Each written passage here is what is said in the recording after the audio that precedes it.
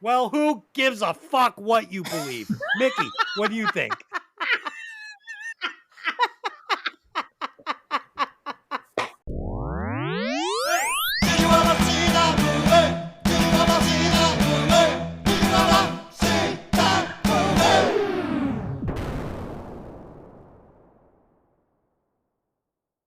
Showtime.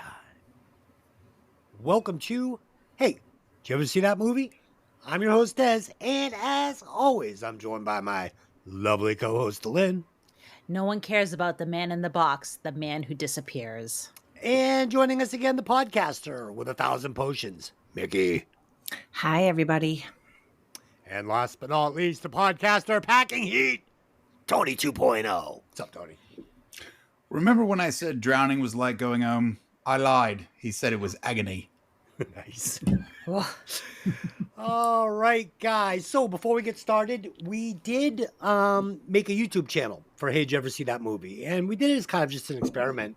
And the odd thing is, it's where we're getting most of our listens now. So if you are listening to the show on YouTube, welcome to the show. Nice to have you guys on board.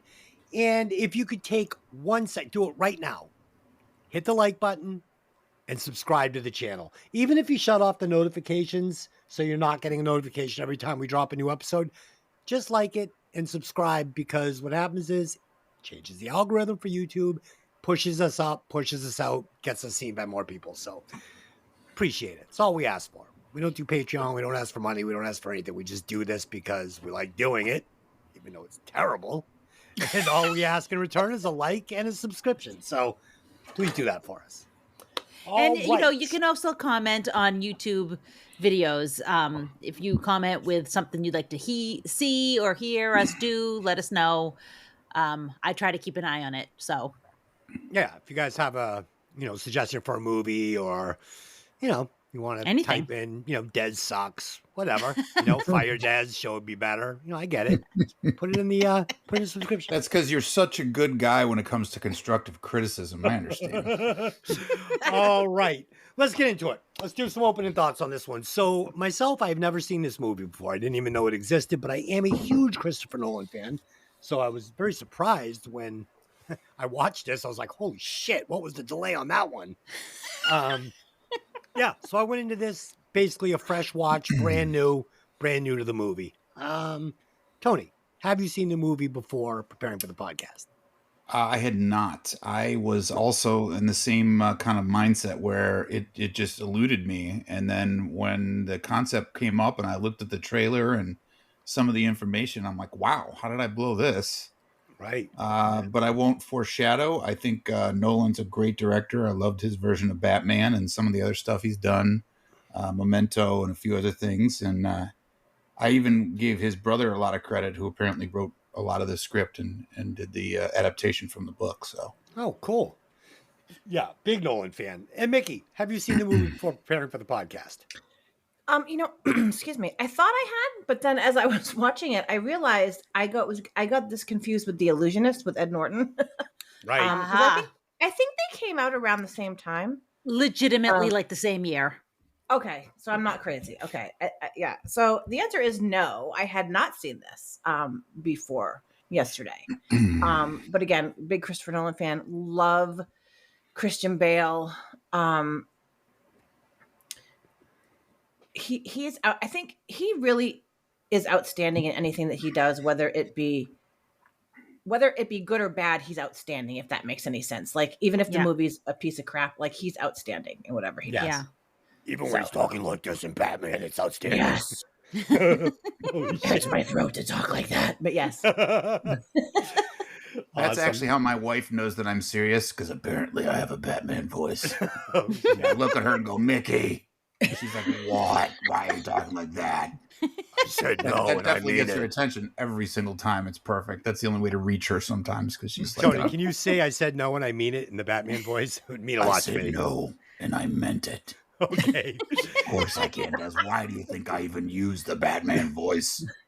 And Lynn, I know you've seen this movie. How many times? I had only seen it maybe 2 times when it came out. I really, really loved it, but I had not seen it long enough that I had forgotten things, which was good because I'm watching it going, okay, I kind of remember this and I kind of remember that, but I'm not like, oh, I can't remember. So like I still had some surprises in store for myself, which was nice. But yeah, I loved it back then. I mean, we're talking Bale, Jackman, Michael Caine. I mean, ridiculous. David Bowie as Nikola Tesla, who I love Nikola Tesla and I love David Bowie. So it was like two great things that go together. It was like a Reese's peanut butter cup of happiness for me. So it made them both better. Nice. So good. All right. Let's get into the Fast Five. So I don't know. I was trying to keep it in the scope of the movie we were watching. So I don't know if it's really going to work or not, but we'll try and have fun with it. It's going to be pick a past performance. And here we go. David Bowie, Labyrinth, or Twin Peaks? Dylan. Labyrinth. Okay. Mikki. Oh my God, Labyrinth. Tony. Twin Peaks. I got to do different. Come on. And the correct answer is Twin Peaks. You two are wrong. Nice job, Tony. I'll be here all week. Okay. No problem. Number 2, Christian Bale, The Dark Knight, or American Psycho? Dylan. Oh, how do I choose? American Psycho, because it's absolutely ridiculous. It is. Not as ridiculous as this part in Batman. Mikki, what do you got? American Psycho. Okay. And Tony. See, I got to go with Batman because he's far and away the best Batman of all the actors that have played Batman. Oh, I could not possibly disagree with you anymore. I put him almost last on that list. I'll give you the list. It goes Michael Keaton first. Then it goes, Then it goes no. Michael Keaton first. Absolutely. All 5'4". Okay, please continue. Then we're going to get Ben Affleck. He was the most violent, vicious. I mean, he was awesome. He was buff. I'm sorry, but he still has trouble acting. Who are you kidding? Come on. He's believable acting, though. Okay. He was so jacked in that movie. He was a believable it's human a movie. Superhero. I loved him. All right, keep going. Give us your shots. Yeah. So we've got those two. Then we're gonna go. Who was it that did the not Kilmer, the other one? George Clooney. George Clooney. Then we're going to go Clooney because he was a great Bruce Wayne. God, I forgot about all these different Batmans. Yeah. Great Bruce Wayne. Then we're going to go with you can't give him the best Batman because he was a good Bruce Wayne. That's saying Clark Kent was great as Clark Kent, or an actor was great as Clark Kent, but not good as Superman. It's important. It's important. You got to be able to play both sides of that coin. All right. Let me ask you, Robert Pattinson. Yeah, he is next on my list. So he comes in at number 4. Robert Pattinson. You're brutal. Wait a second. Where's Adam West in this list? He's next. Adam West. I mean, come on. The outfit was ridiculous. And it was and you really can't compare the two. Yeah, because it was not a movie. It was a series in the 60s versus, the late 80s into the 2010s, 20s. They did a movie, but it was so campy. But I mean, you got to give him props. He was the OG. Actually, there was a guy who did it first. There's a movie from, I think it's like the 40s called Batman. And if you haven't seen it, go see it on fucking, look it up on Amazon. It's crazy. And then last but not least, we got Val Kilmer coming in. I don't know. Yeah. Not for me. No, too many nipples. His Batman was very bad. You've got Bale even worse than Kilmer? I really didn't like Christian Bale as Batman. Sorry. It was the voice was so distracting, it took me out of the movie. I mean, it was we're all entitled to our opinion, even if you're wrong. It's okay. Well, you know what? That's what the Fast Five is all about, if you haven't noticed. There you go, baby. I like it. Okay. All right. You know what, Tony? For you, I'm gonna go ahead and push Bale ahead of Kilmer. What's his face? Kilmer. Yeah. So wow, that's good of you. Thanks, brother. That's very magnanimous of him, isn't it? It is. I take that as a high compliment. Kilmer will be last on the list. You're right. All right, I have another. Just to interject here, just to interrupt your thought process for a second. The Joker. Did you like Joaquin Phoenix's Joker? Oh, one of my favorite movies of all times. Amazing. It's like Taxi I did Driver. not expect that at all. And what a fucking downer of a movie, but what an amazing fucking movie that was. My God, dude, Mickey, if you told me that was filmed in 1977, I would believe it 100%. It is unbelievable. It's the first real superhero movie where it's like you feel like you're watching a movie made for an adult. It's honestly, one of my favorites. Yeah, but it's so heavy. I want to go watch it again, but it's such a kick in the face. Like it is. Yeah, I just enjoy it for that reason. The reason the Joker isn't affiliated with, Marvel DC kind of world is that it's not the story of the Joker, the arch villain in Batman. It's the story of a Joker, i.e. the character Joaquin Phoenix plays, and his kind of evolution or de-evolution into this person, this entity.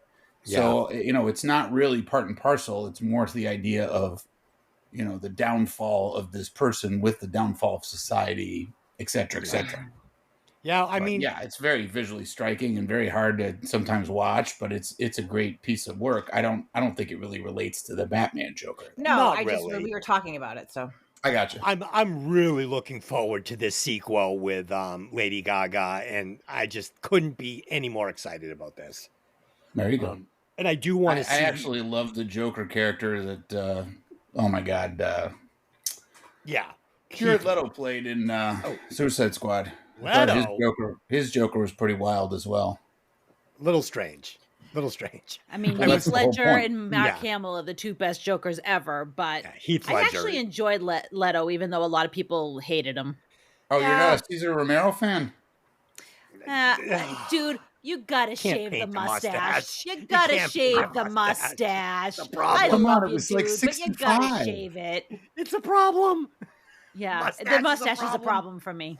The mustache is a problem for me. But I mean, as good as Heath Ledger was as the Joker, what Joaquin Phoenix did, it's apples and oranges. It's apples and oranges. But I would like to see that character that he wound up at the end of that Joker movie go up against a Batman like the one we see in the new Batman movie. If I could watch Joaquin Phoenix go against that Batman now, Robert with Pattinson. Robert Pattinson versus Joaquin Phoenix, and you maybe develop that Joker a little bit more towards like the traditional Joker now. Oh, you got something magical there. In that Batman movie, we went to go see it, and for the first hour, I thought I was seeing something really special. And then it had like 5 endings, and it went on for months and months. And I just was like, oh, fuck, you just destroyed this movie. Should have wrapped up much. The other problem is that we went really quickly. We went to see it in IMAX, and it was so loud. We were sticking napkins in our ears. Literally, we had napkins stuck in our ears because it hurt. It hurt my ears. It was so loud. It was crazy. It hurt. Huh. All right, so we're 2 questions into the Fast 5. Let's keep rolling. Number 3, Scarlett Johansson, Lucy. Okay, so we had that. It was the correct answer was American Psycho. Sorry, I didn't know if I'd given that up. Number 3, Scarlett Johansson. Not especially, yeah. Lucy or Black Widow? Mickey.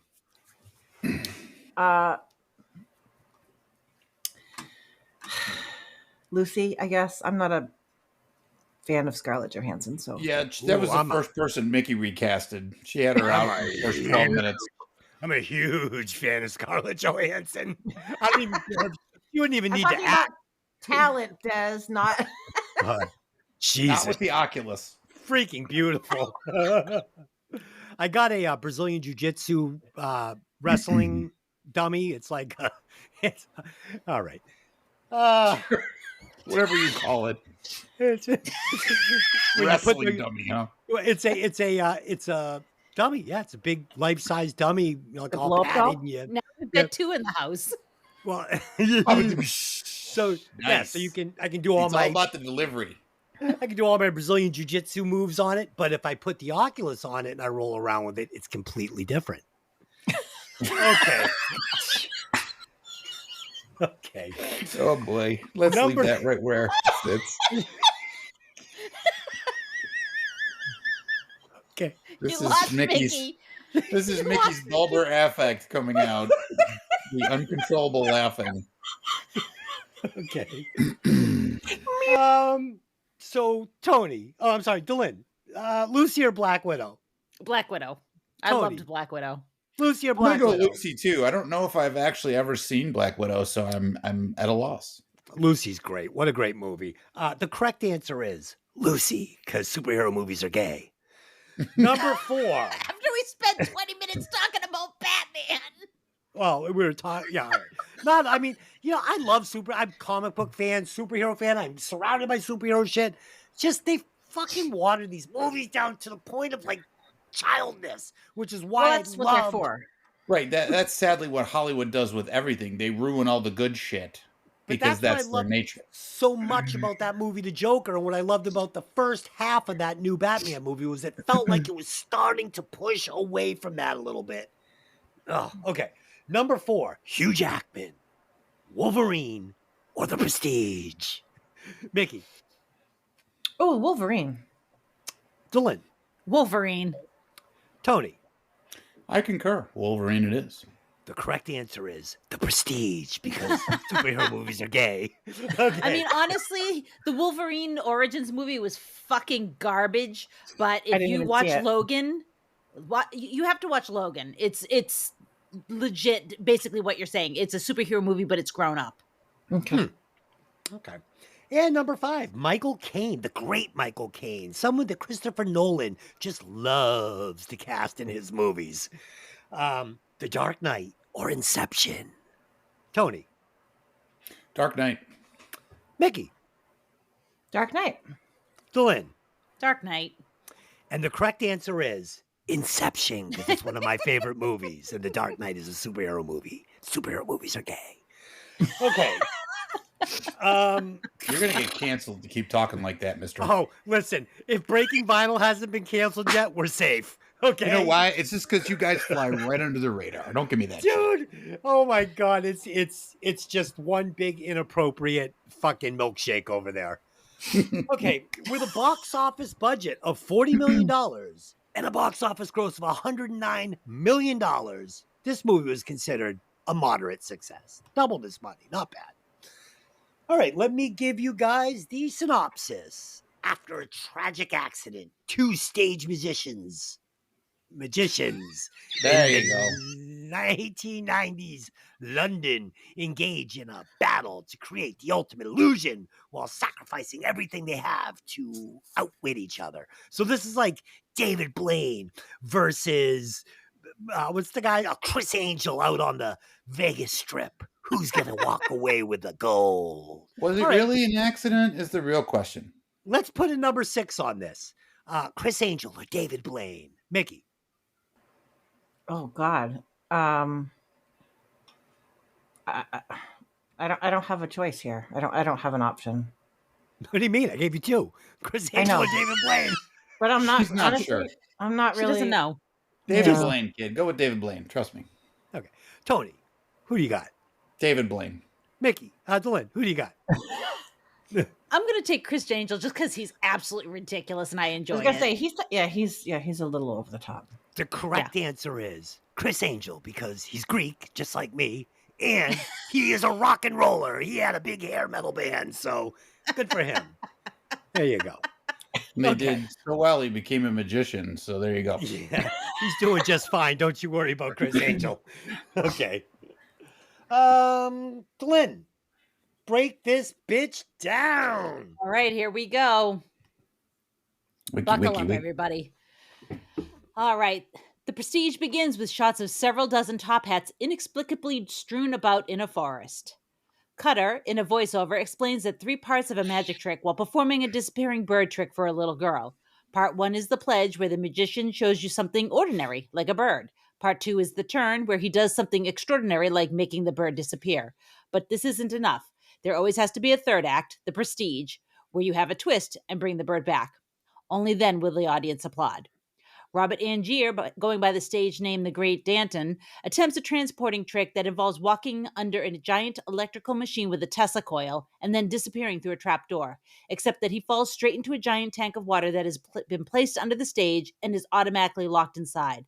A man in the audience, who we shortly learn is fellow magician Alfred Borden, stage name The Professor, forces his way beneath the stage just in time to see Angier drowned. So this is like, this is a Nolan thing that he does where he takes you to the penultimate moment of the movie right at the beginning and says, okay, now we're gonna reel it on back. So Yeah.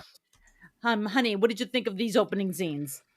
Oh, when we're on the podcast, I would appreciate if you would refer to me as Des, not Honey. Oh, wow.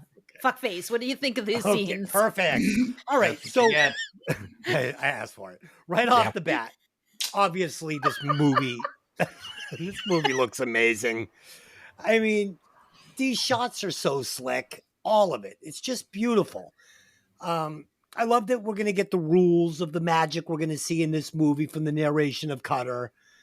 Just really clever. I'm already trying to figure out what's going on, how this thing is going to play out. I mean, it's amazing. We get the Tesla machine, looks amazing.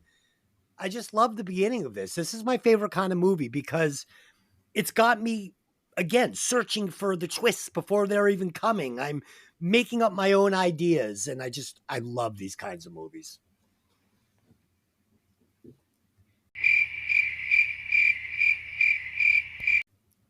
Are you gonna pass it to anyone, or are you just gonna drop it there?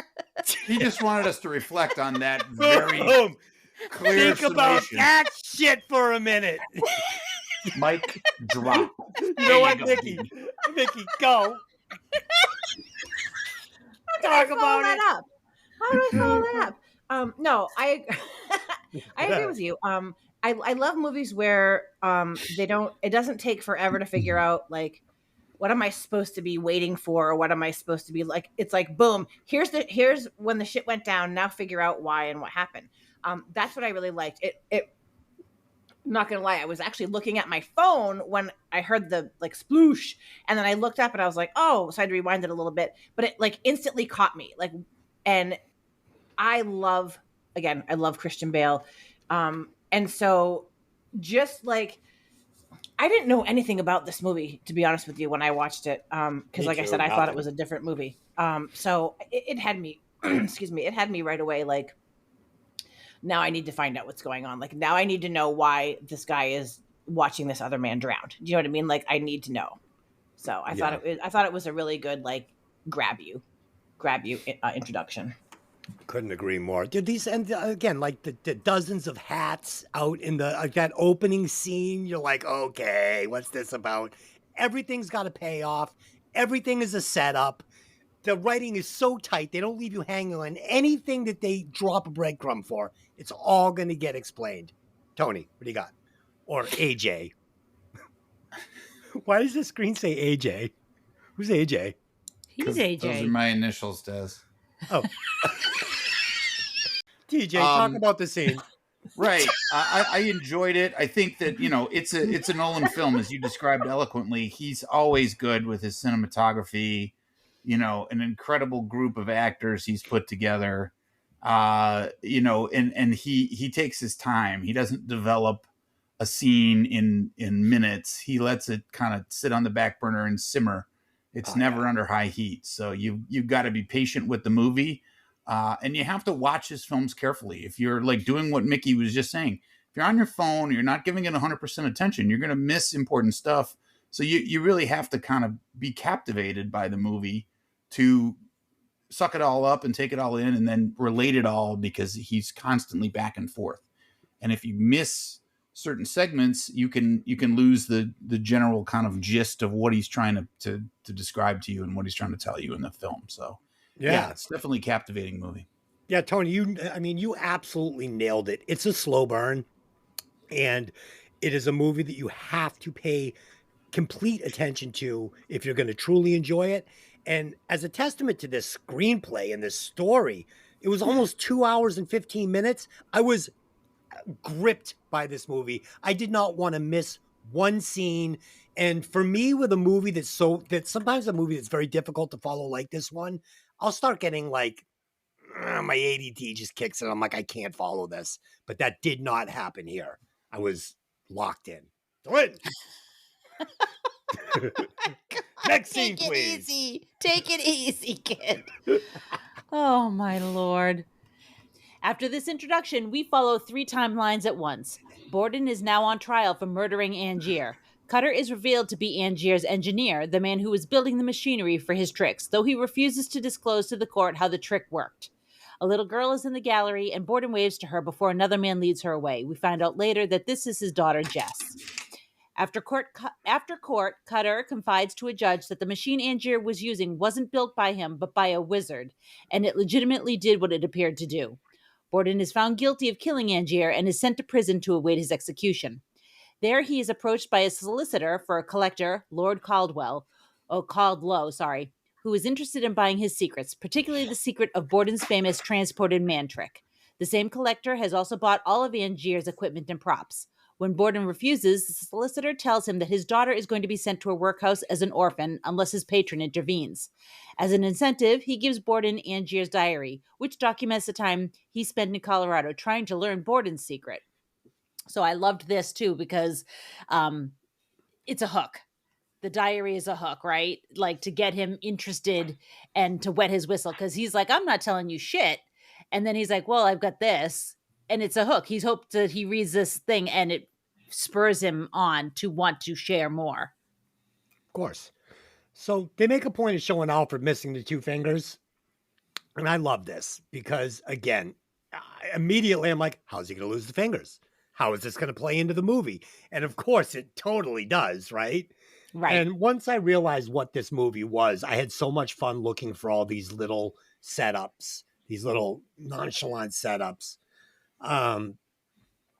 And through some of the exposition, we are going to learn that, Alfred has this huge magic trick, and this is going to be, big part of the movie. And there's just so many intriguing setups going on. I'm in. I'm all in. I'm super excited about this. So yeah, I thought it was great. Tony, what do you got on this scene? Well, now that you put it that way, Okay. I enjoyed it as well. I think that the key there is how do we say this? But I don't look for the foreshadowing, kind of all of it. I think I just kind of take it all in and wait to see how it relates. We understand that they're not going to show you things just for their beauty or their it's obviously important. The reason you're seeing this stuff is because it's going to be brought back again. It's going to relate to the general plot line or whatever in the future. So pay attention. You know what I mean? That's the point of the film. And you get that because right off the bat, he's compelling you to be wise and to look at everything and kind of see how the pieces are going to fit. And he's going to drop them, irregularly, and you're going to have to kind of put it together in your mind and go from there. So I agree wholeheartedly. Yeah. I love the character bridges in this too. How these characters evolve throughout this movie. You think you've got them pegged. You think you know what they're all about. It turns out you had no idea. You were completely wrong. I fucking love that. There's going to be a twist ending in this thing, and that just spurs you on to trying to put all the pieces together like a detective while you're watching this. It's so much fun. Mikki, what you think? I like, when you're talking about like the looking for the foreshadowing and trying to find out all these little hints that they were dropping. Like for me, I think the biggest one, and honestly, it took me a hot minute to realize that they were reading each other's diaries. Like, I'm like, how does he know? You know what I mean? But I think for me, the biggest like kind of foreshadow was when Michael Caine invited them up, excuse me. And he was like, oh, and then afterward he was like, you dropped the knot. Why didn't you do that? Why? I don't want you to do that knot. And they kept talking about that knot. So that Christian Bale is going to do that knot eventually. Do you know what I mean? Oh yeah. I didn't think it would be so quick. Right. Because she wasn't in the movie very long, but no, I love the way they did that. And I love what I didn't understand though, is it seemed to me, and I don't even know if we're at that point yet, but it seemed to me that after that, like when they were at her service, like I don't even remember her name. Julia, that Hugh Jackman's character, I don't know. I would have been a little more riled up at him. Do you know what I mean? Like he had to have known, like after all that whole conversation about that one knot And then that happening, he had to have known, guess what? It's Alfred's fault. Like, I don't care what anybody says, it's Alfred's fault. But he was so just kind of like doo-doo-doo at the service, nonchalant about it. But it's a character trait with him, because as this movie goes on, we're going to see that Alfred has no problem killing for magic. And it's going to come to play a little later in the movie. I have a theory about Alfred's wife, of course. Alfred is a dangerous dude. No, I agree. And the worst part is, so is Robert Andrew, because Robert Andrew will stop at very little. You know, he gives him the razz about, you don't want to get your hands dirty. He gets his hands as dirty as possible. But he's pushed into it. At first, he's pretty. Oh no, I don't believe that. I think that's all part of the act. I think he plays the good boy, and then he gets into it, and he goes, "Oh, you want to take it to the next level? I'll show you what next level is. Hold on to your britches, son, because I'm coming for you." You know what I mean? See, I think he doesn't really even get emotional about his love being killed.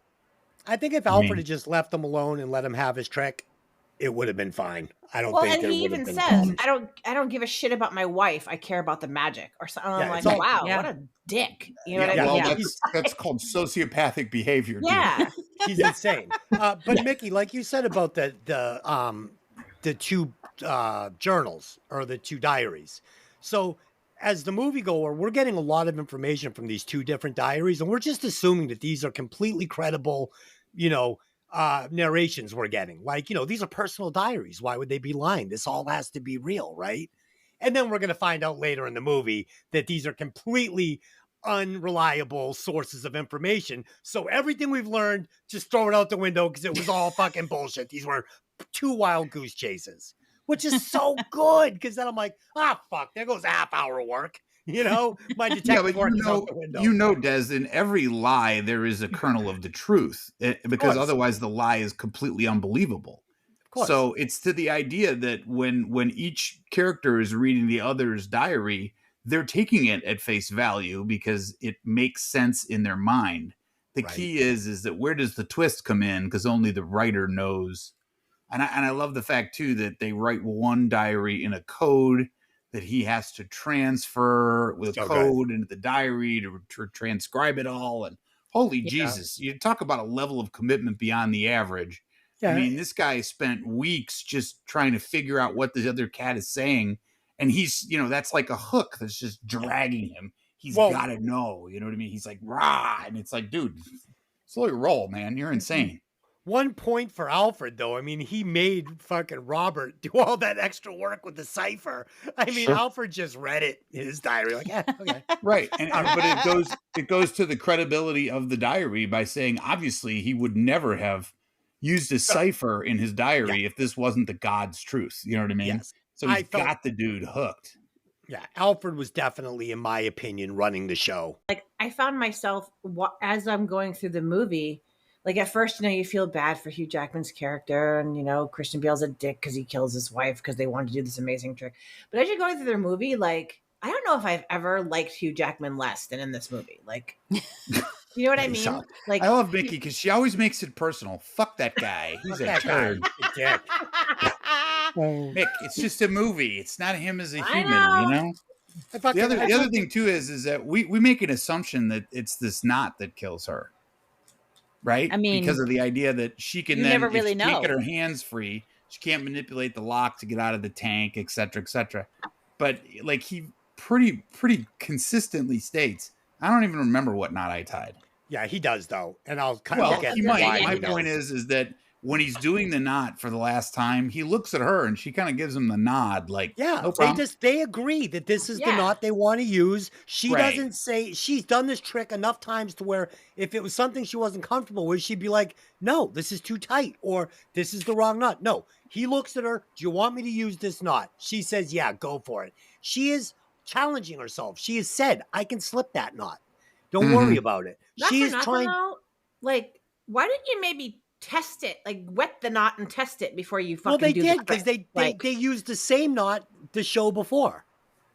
And she got out of it. He gets yelled at from Cutter for doing it. Don't use that fucking knot next time. And she goes, it's fine. I can slip that knot. I definitely don't think it was intentional. Like, I don't think he intended to kill her, but like, it was just, I don't know. maybe a a risk dumb taker. move. He's a Yeah. risk Hugh taker. Jackman at her service was just like, doo-doo-doo. You know, like I would have been jacked up. You know, like what did you do to my wife? Like why? You know, he was just like, like He snaps I don't at know. the end. He snaps at the Yeah. end a little He bit. yells at him. I would have jumped over that coffin and I cold cocked know. the guy. No, why? It's not his Yes. fucking fault. This guy Mm. is allowing his wife to be fucking bound with ropes and put in a fucking tank of water. I mean, there's a possibility something could happen. You know, Everybody got to make a living, brother. Come on. I mean, Yeah, like but would you wouldn't be mad though? You wouldn't be upset? I would be. Listen. Everybody knew what they were doing. These are professionals doing a dangerous job. She died. I mean, it happens. They're not out there selling fucking apples on a fruit stand. So no, you know.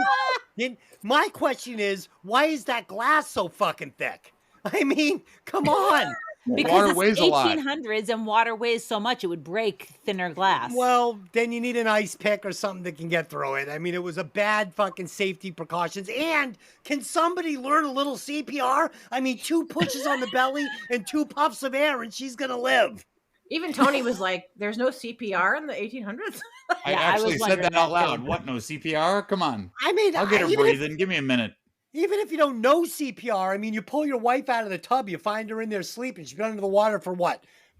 25 seconds? There's a good chance you're going to bring her back. Just Des, push on her that's because belly. you were holding her head down. Don't. That's not fair.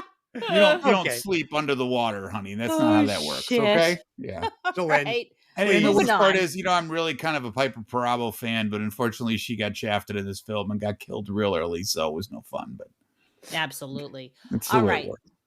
So Borden's reading of Angier's diary in prison frames the second part of our narrative, which is from Angier's point of view. Angier is on a train in the Rocky Mountains headed to Colorado Springs, Colorado, on his way to see the notorious scientist Nikola Tesla. Arriving at the hotel, he requests a ride up to Pike Peak, but is told it is closed for experimentation, but he is undeterred. He reaches an electrified gate and gets a shock. Tesla's assistant, Allie, hears him yelling and comes to investigate. He informs Angier that Tesla meets with no one, but Angier assures him he'll be at the hotel waiting for an audience with Tesla. Angier sits down in his room and begins decoding the diary he quote unquote stole from Borden, which is encrypted with a 5-letter word passcode. So we have the delightful Allie and who's the guy playing him? Smeagol. He's Andy Serkis. Thank you. Yes, he's precious. I love this. yeah, You just so say good. Schmeagol? Yeah, Smeagol. Tony never Schmeckle? saw Lord of the Rings. Wait, you've never seen Lord of the Rings? What? What's his That's name? it. I Why don't do you- get it. My wife only lets me out of the house 2 nights a week. What the hell you want? Oh, shit. Oh my God, Besides, I thought all those gay superhero movies were taboo. So if you you've got a magic film, that's got to fit into that same general category, I right? don't know if Lord of the Rings can be considered a comic book film, but maybe. Okay, Honey, you what know do you what I'm got? saying. Oh, A complete fantasy film. How about that? Yeah, exactly. Yes. Okay. So- Fuckhead, what do you got? I really love the. Come on, man. You fucking kidding me with this? You stepped in that pile of shit. Now you got to wear it on your shoes, bro. You had honey, and you dropped back 5 and punted on honey. All right, I'll take So honey you back. screwed the pooch there. So I love the flashback to the train ride with Robert. Again, these, Nolan, he makes a beautiful movie. These scenes are great. This tiny little Colorado train station, it really, and set to these vast mountains, it looks so good. And this whole movie, they do such a good job of keeping it looking time appropriate, right? Like it looks like this. It was shot when it should have been. Doesn't look like a Hollywood version of what that era might have looked like. It was really good. I liked it. I thought it was brilliant. Yeah, all the Oscars it won were for things of that nature. Yeah, and absolutely. well deserved. And I thought that the choice of making Tesla seem very mysterious and slow playing his appearance in the movie was great because it was just one more thing that I was waiting for. It was one more little treat that I couldn't wait to get to. And they do it a couple of times before we actually get to meet David Bowie. And it's just so good. It's so Willy Wonka. It's so The Wizard and The Wizard of Oz. it's, it's been done a million times, but they do it great here, and I loved it. And again, million great setups. I'm excited for all the payoffs. This is really, really good storytelling. Really enjoying myself. And the scene showing the main characters' backstories and their history together is told perfectly. Exciting magic tricks, character traits. We find out, Alfred's a risk taker and a visionary with magic, but, a bit of a know-it-all that takes dangerous chances. And we get the idea that, Robert is happy just doing the basics and just getting a paycheck and not taking chances.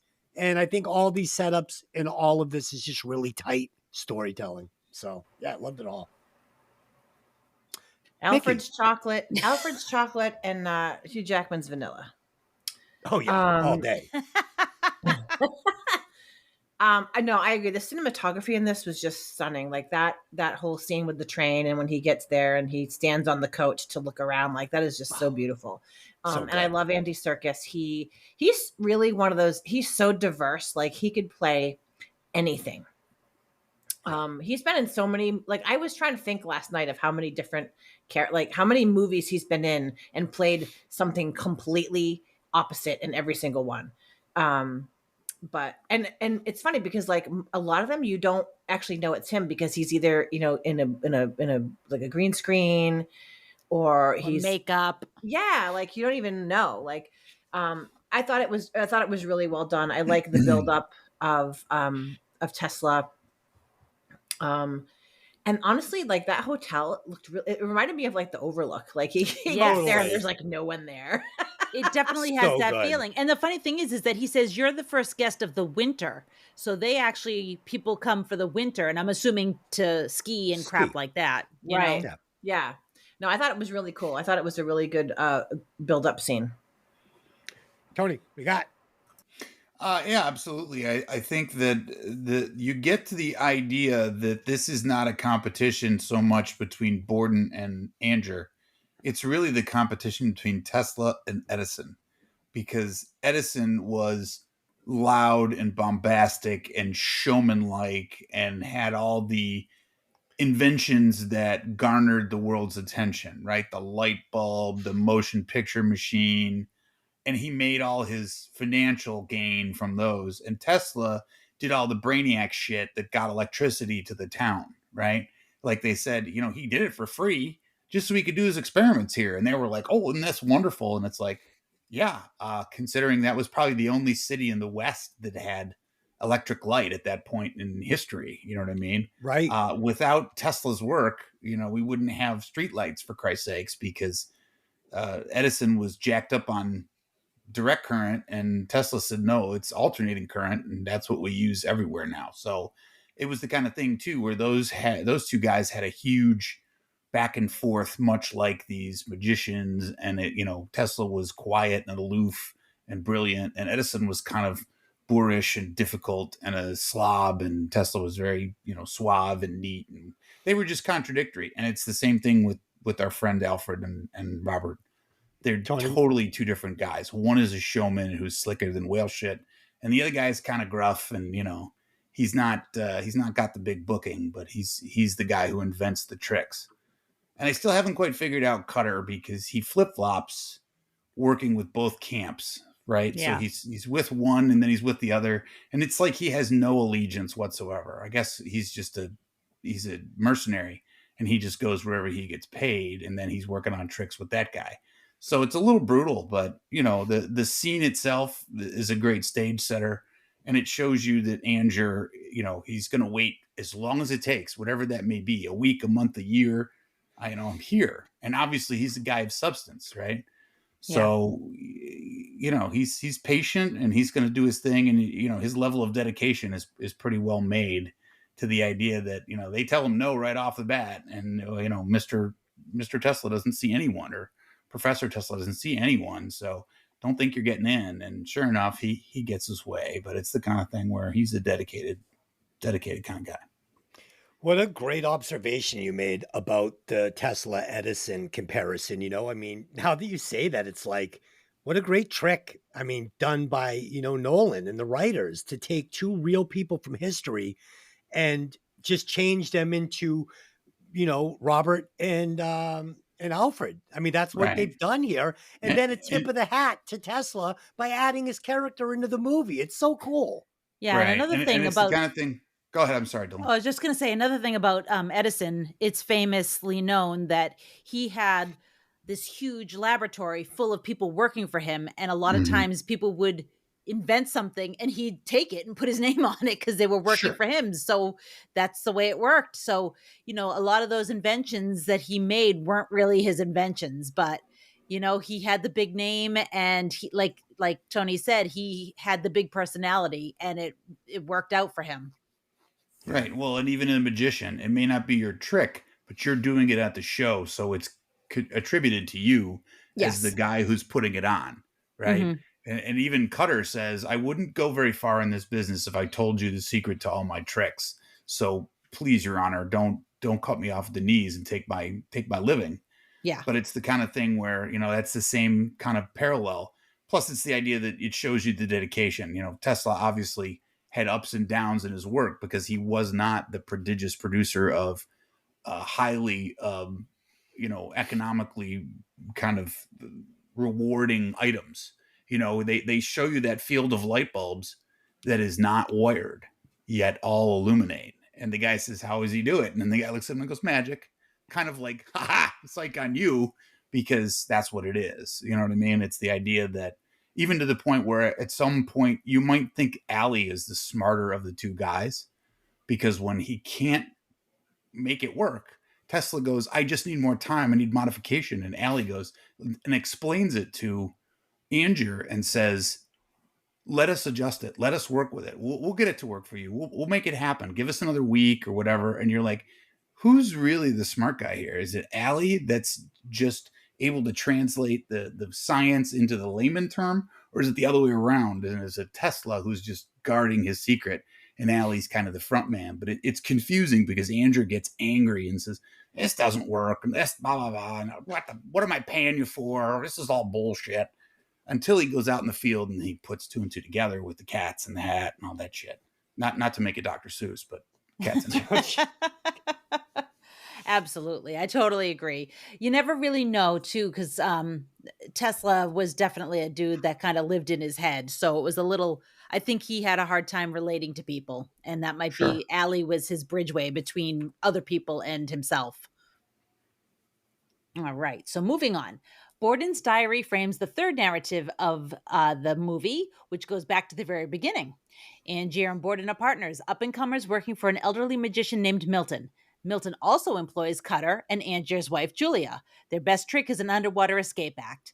In this act, Angier and Borden are planted in the audience and called up to the stage to tie Julia's wrists and ankles before she's hoisted up onto a pulley and dropped into a tank of water. Sorry. A water tank? Water of tank. Hey, what tank? Can I say?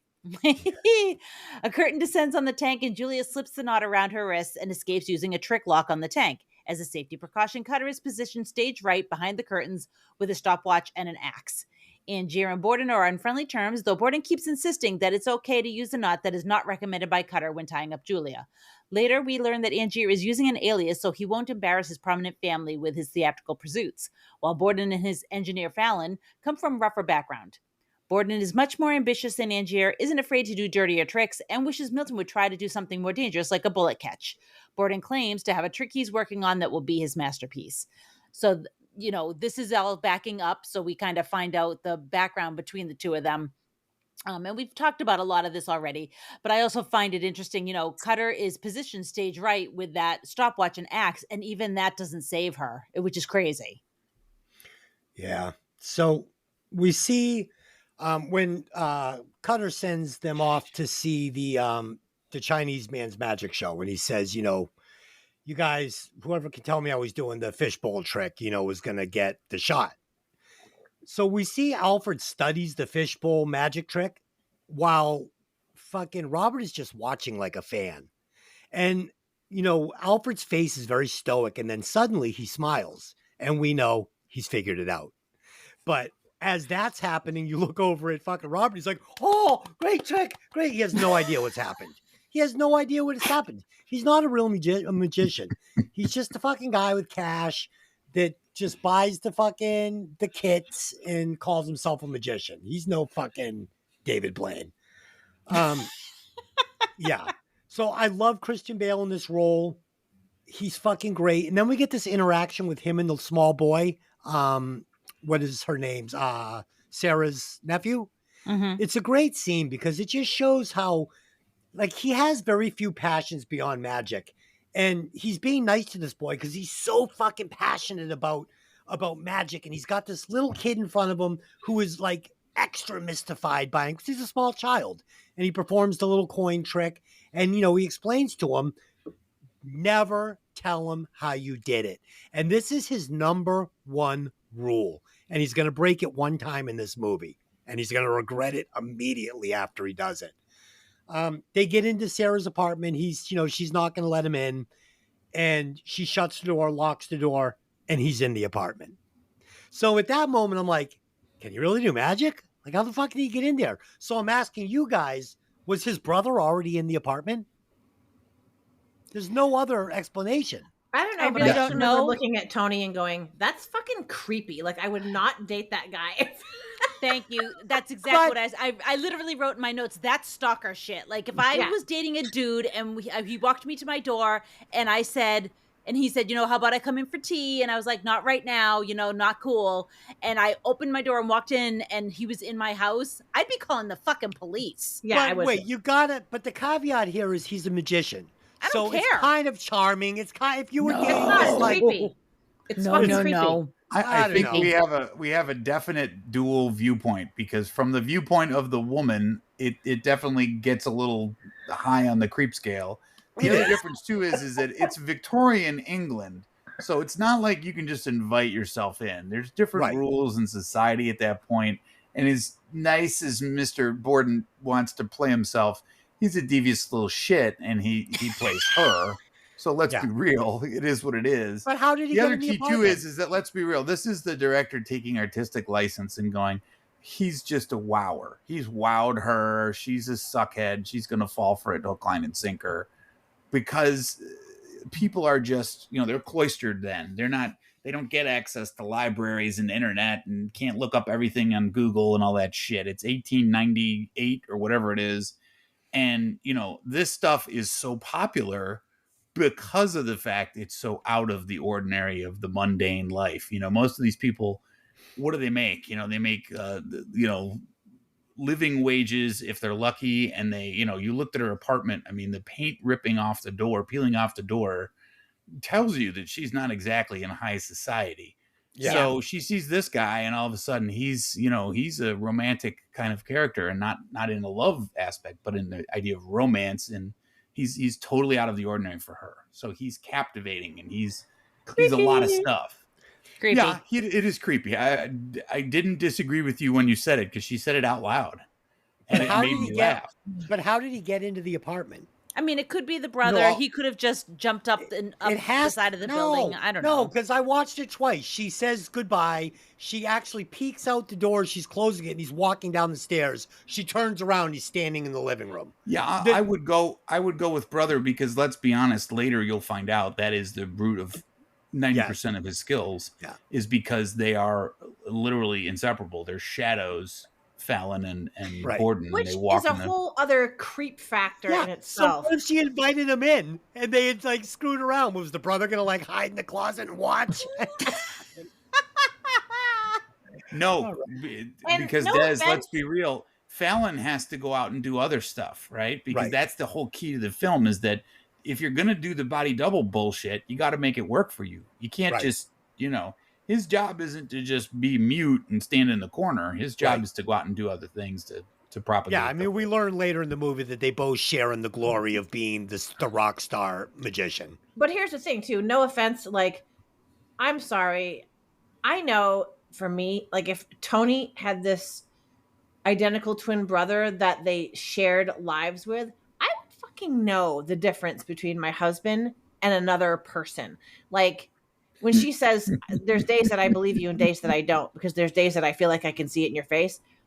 Yeah. Okay. So when on the days that he doesn't love you or he's lying, that's his brother. But how do you not know that that's another person? Here's what was so clever about Nolan. So they had the brother cut his fingers off. I mean, it's like you're not questioning it. Like, all right, like the chances of two guys that look exactly alike that are both missing two fingers, you have to just assume that your husband is crazy. I mean, ask the Lynn. But even like the nuances and the smell and the actual like aura and essence of a person. One guy might have a birthmark on his left thigh and the other guy doesn't, because people are not, even if your DNA is very similar. That was my only issue. Like, how the fuck do you not know? Mick, you have to go with the artistic license at that point, okay? It's a film, and they're trying to tell you a story. Oh they're my not trying to get... Dylan, mark this down. Okay. My husband said, artistic license, you just have to go with the story. Because this is the man... usually I'm the guy pointing out that in the real world, that shit doesn't work. Yes, but in this movie... Can't you just believe for an hour and a half? No, but Nolan understood that there was a small plot hole there, and he addressed it by cutting the brother's fingers off. I mean, it's enough. He did everything he could to be the carbon copy of the other. Yes, it's enough. It's enough for me to not. The other difference too is my wife wants me to watch like Elf and just believe for an hour and a half. Okay, it's fucking Elf, lady. Santa, I know him. Ask the Lynn. In one 24-hour period, I probably have like 9 different smells and 4 different personalities. So there you go. That's because you're unique, Des. There's no one else like you in the whole world, brother. Crazy. It's like living with Sybil. Stibble? Sybil. Stibble? Sybil. Who's Sybil? Stibble. You said Stibble. Wait a second. You don't know who Sybil is? You said Stibble with a T. I said Sybil. No, I said Sybil. No, I didn't. Yes, no, I didn't. Did. I'm gonna. Okay, the domestic can happen later. Let's keep moving. No. So Lynn, read. Stibble. Read it, Stibble. Read. You have to use your Batman voice. Read. Read your Batman voice, Stibble. Cutter, Senzi, and Jared Borden to watch a Chinese magician. Oh, shit. Cutter, Senzi, and Jared Borden to watch a Chinese magician, Chung Ling Su, and figure out exactly how the man makes a heavy goldfish bowl appear from under a cloth. Borden immediately deduces that the old man is really putting up a front. He's not weak and old. He is strong and carries the fish bowl between his legs. Borden admires the way the Chinese magician goes to such an extreme that he lives the performance all the time. As his prize for working out the fishbowl trick, Borden gets a few minutes on stage assisting Milton during a performance. Milton does the disappearing bird trick, and a young boy accompanied by a pretty woman cries about the bird being dead. Borden tries to show them that the bird is okay, but the boy is too savvy for that. Borden likes the boy's aunt, Sarah, and spends some time with them after the show. Borden and Sarah strike up an acquaintance and become romantically involved. My only note for this says, Borden showing up in Sarah's apartment after her just telling him she'll see him later is some stalker shit. So, yeah, totally. So we see in the scene where Julia dies, like I had said, that they agree on the knot before the trick ever takes place. So I put the blame on both of them. They're taking the chance together. They know what they're doing. They know they're using the incorrect knot. It's a more difficult knot to escape from. They've made the choice together. And in my mind, that kind of gives Alfred an out here. It's not like he did it without asking her.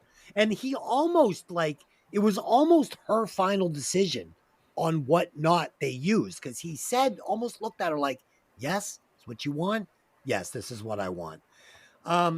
And then in the apartment, Alfred breaks his number one rule, and he tells Sarah how the bullet trick works.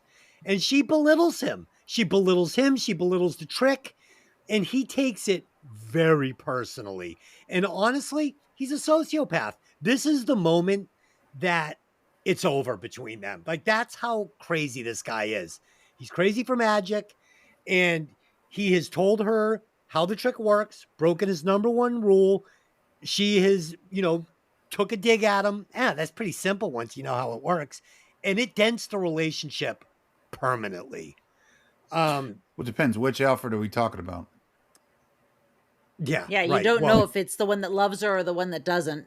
Right. Yeah. No. It's the one. It's definitely the magician, like the main Alfred, that takes it personally because he's a sociopath and he's a nut for magic.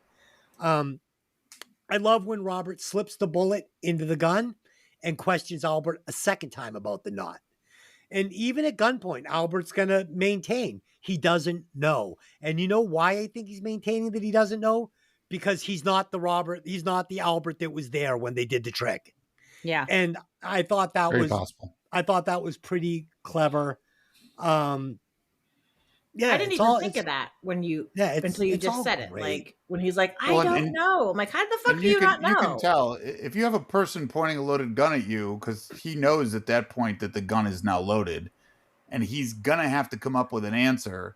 His face is blank. He isn't sweating. He isn't changing colors. He isn't going to poop in his shorts. He's pretty steadfast in the idea that he doesn't recall. Yeah. And it's the kind of thing where, it didn't even take him but a second to answer. So it's not like he's thinking of a response. He sticks with it like, I have nothing to tell you because I know nothing. You know what I mean? I don't know the answer to your interrogative. So it's right. It's and I mean, he could have been at the funeral as well, because maybe for all we know, Alfred couldn't go. He still felt terrible about the girl dying. So, it's just good. It's good storytelling. Mikki, what do you got? I agree. And like I said, I didn't even think about that in hindsight after I realized that, the deal.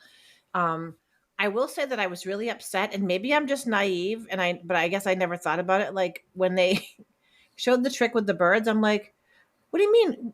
What do you mean they kill the bird? He's like, yeah, they smashed the bird. I'm like, what the fuck? Like, I was really legitimately upset. Yeah. Like, I didn't even think about it. Well, and they foreshadow that, Mick, because there's a shitload of bird cages in his workshop. Why do you think they have 52 birds? Yeah, right? but I guess I wasn't pretty quick. I don't know. I guess I wasn't thinking about it, but I was like, oh my God, they smash a fucking bird every night. They kill a bird. And then he's like, oh, you're the lucky one today. I'm like, that sucks. Like, I have a whole. Yeah. I was totally pissed. But the reason they did that was to show the difference between Robert and Alfred. So Alfred, when he cleans out the cage, he just drops it in the trash like it was a prop. Like, no problem. He just pulls it out of the cage. Dead bird, drops it in the trash. But you'll see Robert is saying, I'm not going to do the trick if I have to kill the bird. I'm not doing it. So they create a contraption that allows them to do the trick without hurting the bird. Right. So I think that was Robert's one redeeming quality for me. yeah. So this was a device to show the difference between our two characters. Yeah. So Tony, you got anything good on this scene? Yeah. I mean, you guys kind of hit all the high points. I'm trying to just kind of put it together.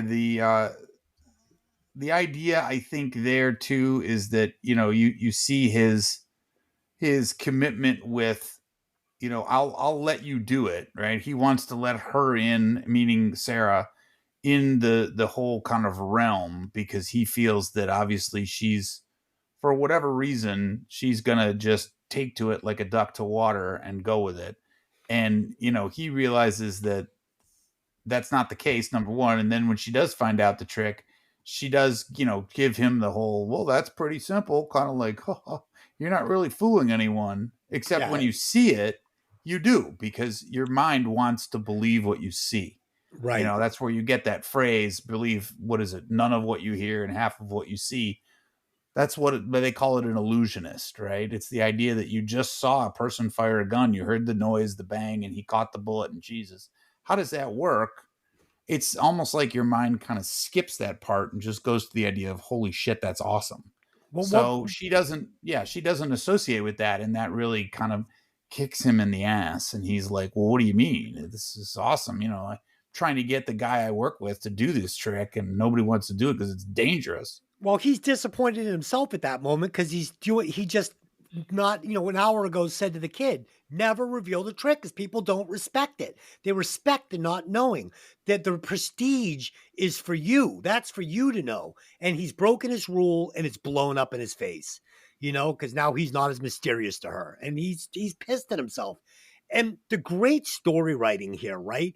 So the whole reason for showing us, the viewer, through Sarah's eyes, how this trick works, is because we have to know how it works for the scene coming up between him and Robert, to know that, the bullet is in the packer and we see Robert slip the bullet into the chamber. So I thought that was really great storytelling right there.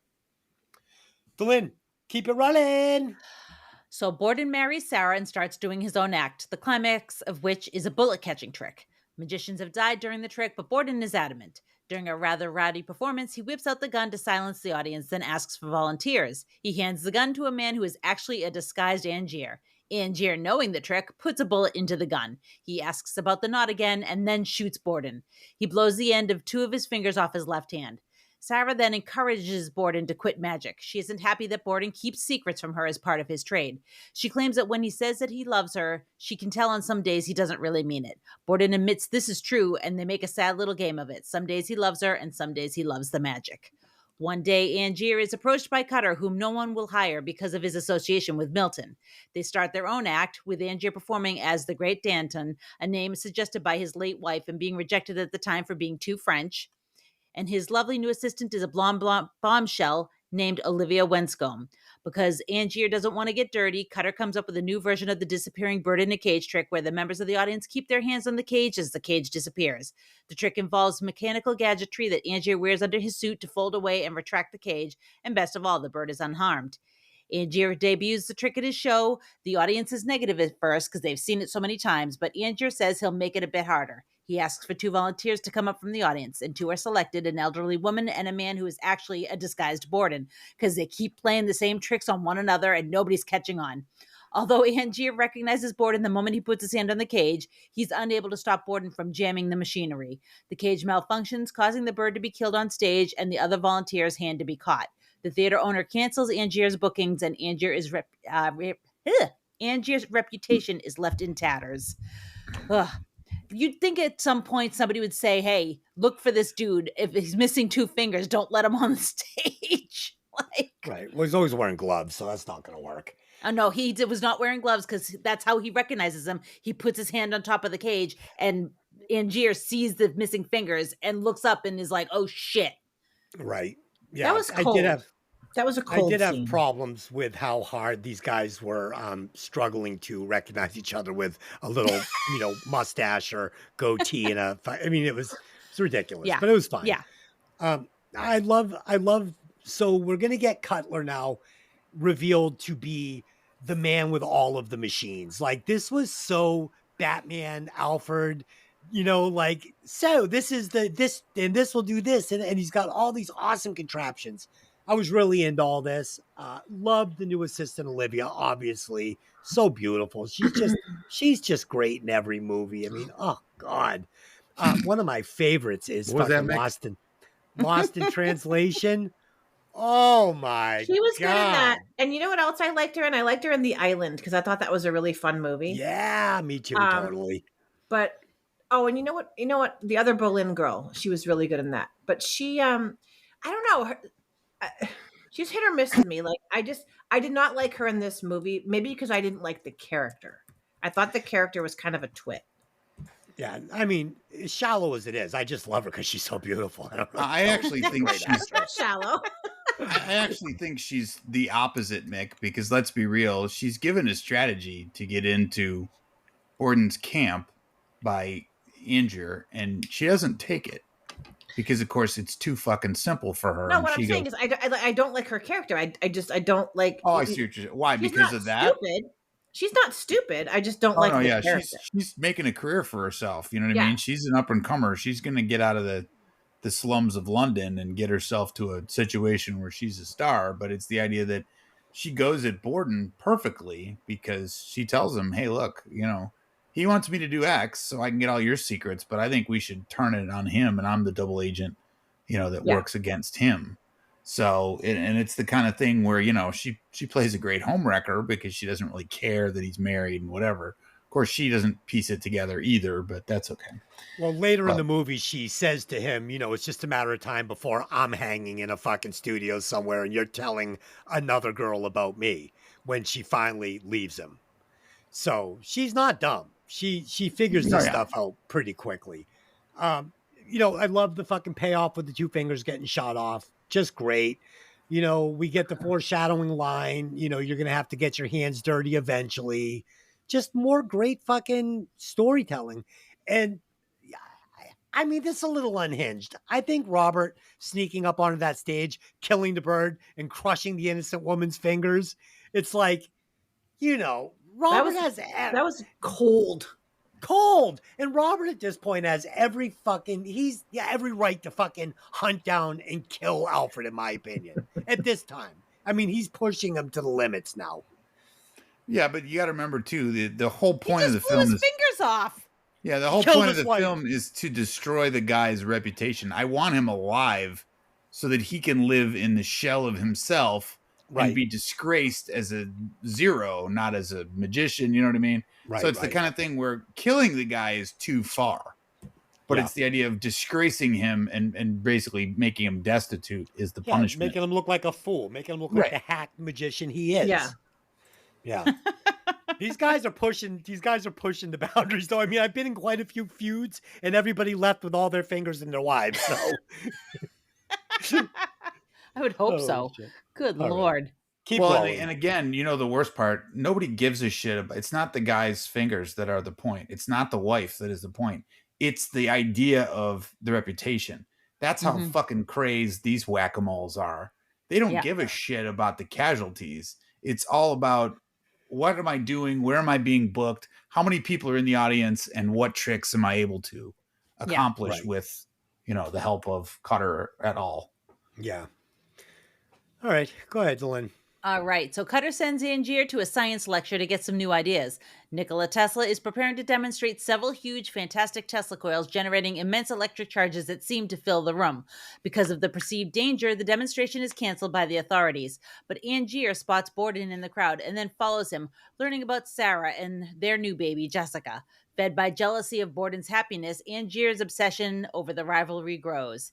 Intercut with this storyline are Angier's attempts to meet with Tesla and then commission his own transporter machine.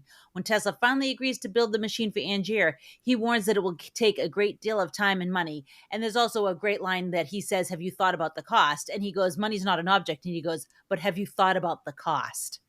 And I was like, whew, that foreshadowing big time. Also interesting, the man in the crowd complaining about the safety, like the super loud dude that's like, "This isn't safe, we need to leave," is one of the men that shows up at Tesla's lab later to burn it down. Oh, really? Yep. Same actor. Yeah. Same actor. So, I mean, the Tesla scenes are all great. You have to remember, a lot of this is kind of true, which is pretty cool. There was no money in it for the government, so they just fucking buried his work. They didn't want free electricity. I mean, true to this day, right? Yep. So the other thing is that Nolan uses a lot of that. The guy that plays, what is it, Chung Lung Thing? I'm sorry, I'm gonna butcher his name, but he was an actual thing. Yeah, some young guy. That's his name. He was an actual magician, and he was not a Asian guy. He was a white guy who dressed himself up like this for like a period of 20 years. So when Borden tells you about his level of commitment, it goes well beyond even what the movie gives you. This guy literally pretended to be an Asian magician for 20 plus years and had a huge career and whatever. So, it's obviously based somewhat in reality. And an interesting fact too is, I can't say his name right now because I'm trying to think of it and it's escaping me, but he was an actual person. Yeah, he spoke in Mandarin in public because people believed he was Asian, and his career ended when he was shot during a failed bullet catch. Really? And his last words were, "I've been shot," and they were in the first words he had spoken in English on stage in 20 years. Wow. Yeah. Interesting. Yep. Yeah. Talk about, paying the ultimate price to keep character. Yeah. Always learn something new on this podcast. That's right. We're just fucking educational. Plethora of Spock knowledge, I'll tell you. So the scene where Alfred is reading from Robert's diary and hearing his perspective on his failures as a father and a husband, and he's crying. So we have to assume that this is the brother that was in love with the wife and the child. Yes. So now you've got to make the decision which one, because the other brother's the one that's going to end up raising the child. So No. Because at the very end of the movie, he says, "I'm so sorry about Sarah." He's the one that was the one that gets killed is the one that was in love with Olivia, not the one that was in love with Sarah. So well, then he why is is actually he? the father of the child. Well, the one that's in the cell is the one that was in love with Sarah because he's No. crying when he hears the guy when he's reading the diary and John is saying this poor soul was miserable. His wife and his daughter were tortured, and he had no nothing. He was just this sorry. He cared about her, but he didn't love her. But he says, "I'm sorry about Sarah." Why would he say he was sorry about Sarah if he was the one that loved Sarah? Because they killed her to hide the secret that there were two of them, that there were twins. They killed Sarah. She didn't hang herself. They murdered her. What? What are you kidding? I didn't. Dude, Yeah, they murdered her. I don't get Olivia that. See that says, at all. dude, quiet. Olivia says to fucking, Olivia says to fucking, to Alfred, right before Sarah died, she contacted me and wanted to meet up to tell me something about you. She was going to blow the whistle that he had a twin brother, and that's how they did the trick. And they couldn't let that information get out. They fucking killed her to hide the secret. And he says to him, I am sorry about Sarah. I never meant for her to get hurt, to be dragged into this. But she was he has proven he will kill for magic. His career is the most important thing. Nothing is going to stop it. She got in the way. They weren't in love anymore. They were going to separate, and she was going to blow the whistle on him. I would go with that, Des, but hang on. What's the point of doing it in a way that now the workshop is the murder scene? You're now going to be but you're going to kill yourself at his workshop? You know what I'm saying? It's her husband. She went there. The idea of implausibility is sad. Why? So he'll find you? I mean, yes. If I was going to off somebody and didn't want to go to prison for it, I think I would bury the body somewhere and do a little bit more clandestine. This is 1920 something. She hung herself in his studio. There's no investigation. It's suicide. They were breaking up. He was leaving his wife. She killed herself. It's cut and dry back then. There's not going to be a big investigation. Did he kill her? Was there some plot? No, because nobody knows about the twin brother. He killed her to protect that information. If she blows the whistle, he is done. Is a magician. Done. Other guy wins. Game over. Wasn't going to happen. So that's the point. Christopher Nolan makes a point of telling us through Olivia she was about to fucking out him as a fake. He killed her. Come on, guys. Magoos, wake up. Open your eyes. He killed her. I disagree. So. I think she killed her. I'll go with the idea that he killed her because of what Olivia says. I might wind up just like her. The point too is that, how do we say this correctly? No one's going to believe that. The whole premise is flawed on its face. You don't, whatever. If you want to commit suicide, there's 1,000 other ways, but whatever. I won't get into it. My point too is that it just goes to show you, and I think Des hit the nail on the head.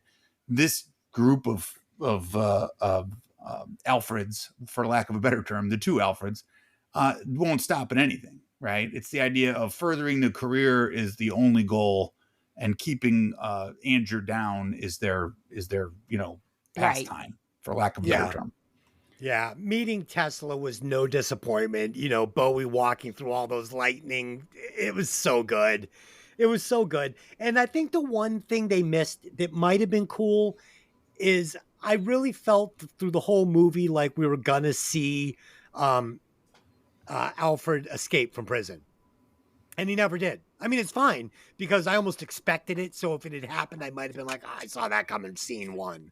But we didn't get the escape, which I thought was I really like the guard gag where the guard is giving him a hard time with the rubber ball, and he winds up putting the shackle on the guard's ankle without him knowing, and then he tries to chase after him and falls down. But that was awesome. It's also the idea too that, let's be honest, no matter how good of a magician you are not going to get out of prison.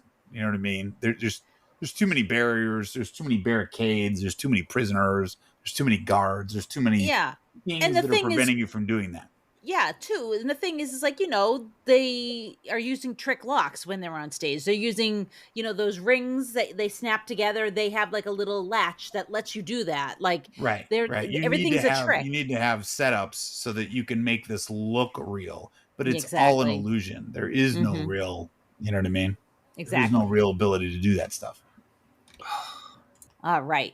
So both musicians start performing again. Borden, as the professor, has a dramatic new trick called the transported man that has been getting a lot of attention. After repeated viewings, Angier is unable to tell how he does it. Borden gets into a cabinet on stage right and gets out of another cabinet on stage left. Cutter says it's a double, but Olivia insists that she can see the bandaged stumps on his left hand, both when Borden disappears and when he reappears. Angier and Cutter copy the trick and add flair that Borden's version is missing. Angier throws his hat across the stage and walks through a door on one side of the stage, secretly drops through a trapdoor hidden behind the door frame onto a padded cushion, while a double simultaneously is hoisted out of another trapdoor behind the door on the other side, and he catches the hat. They hire an out-of-work actor named Gerald Root, who is also played by Hugh Jackman, to be Angier's double. He's a drunk, but he can perform. Their act is an amazing success, but Angier is a fucking giant crybaby about letting Root get the applause. Even worse, Angier still doesn't know how Borden does his version of the trick. The fact that he's not the one getting the applause that is making him so crazy just shows you how shallow this dude really is. Like, he needs his ego to be stroked or it's just not worth it to him. And it's like, to me, it's like, dude, come on. Yeah. We see half of Alfred's trick here, and we've been waiting the whole movie to see what this trick is. So they show us half of it, and I love it. I love that I don't get to see him come out the other door.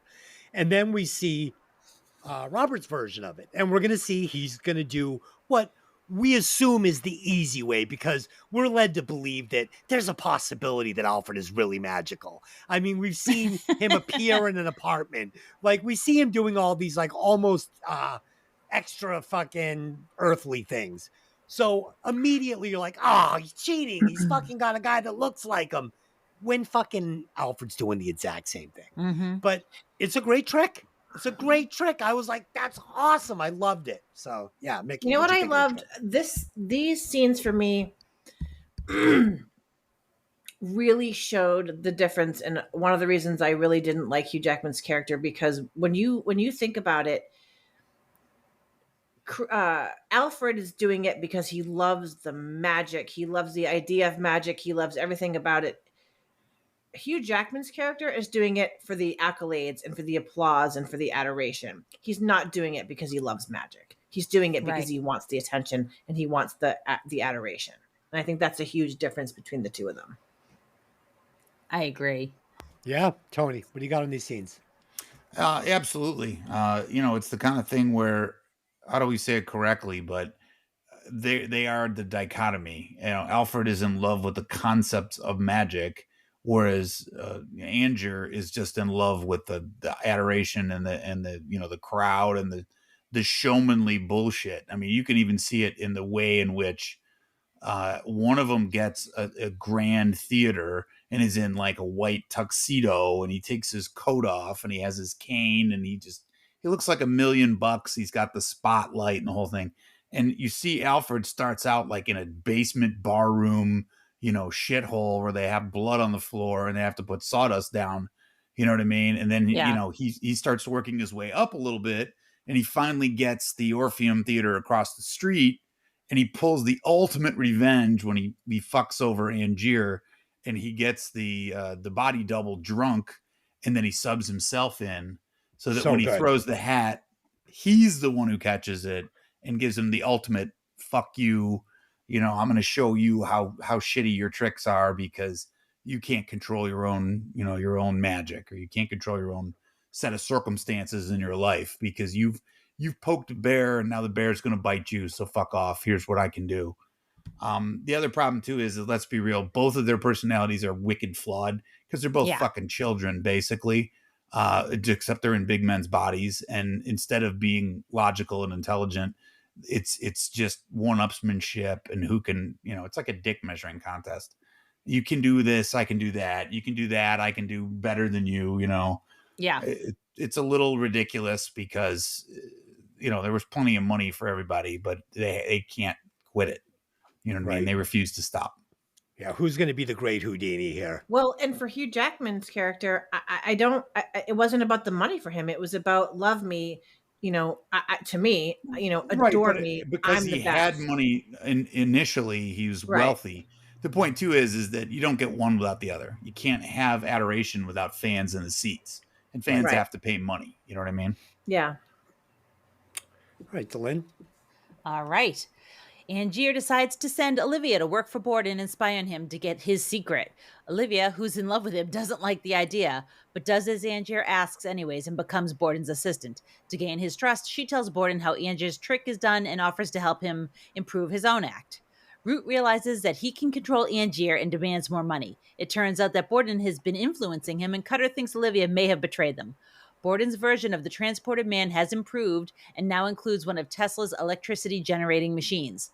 Cutter gets Angier to agree to phase out the trick.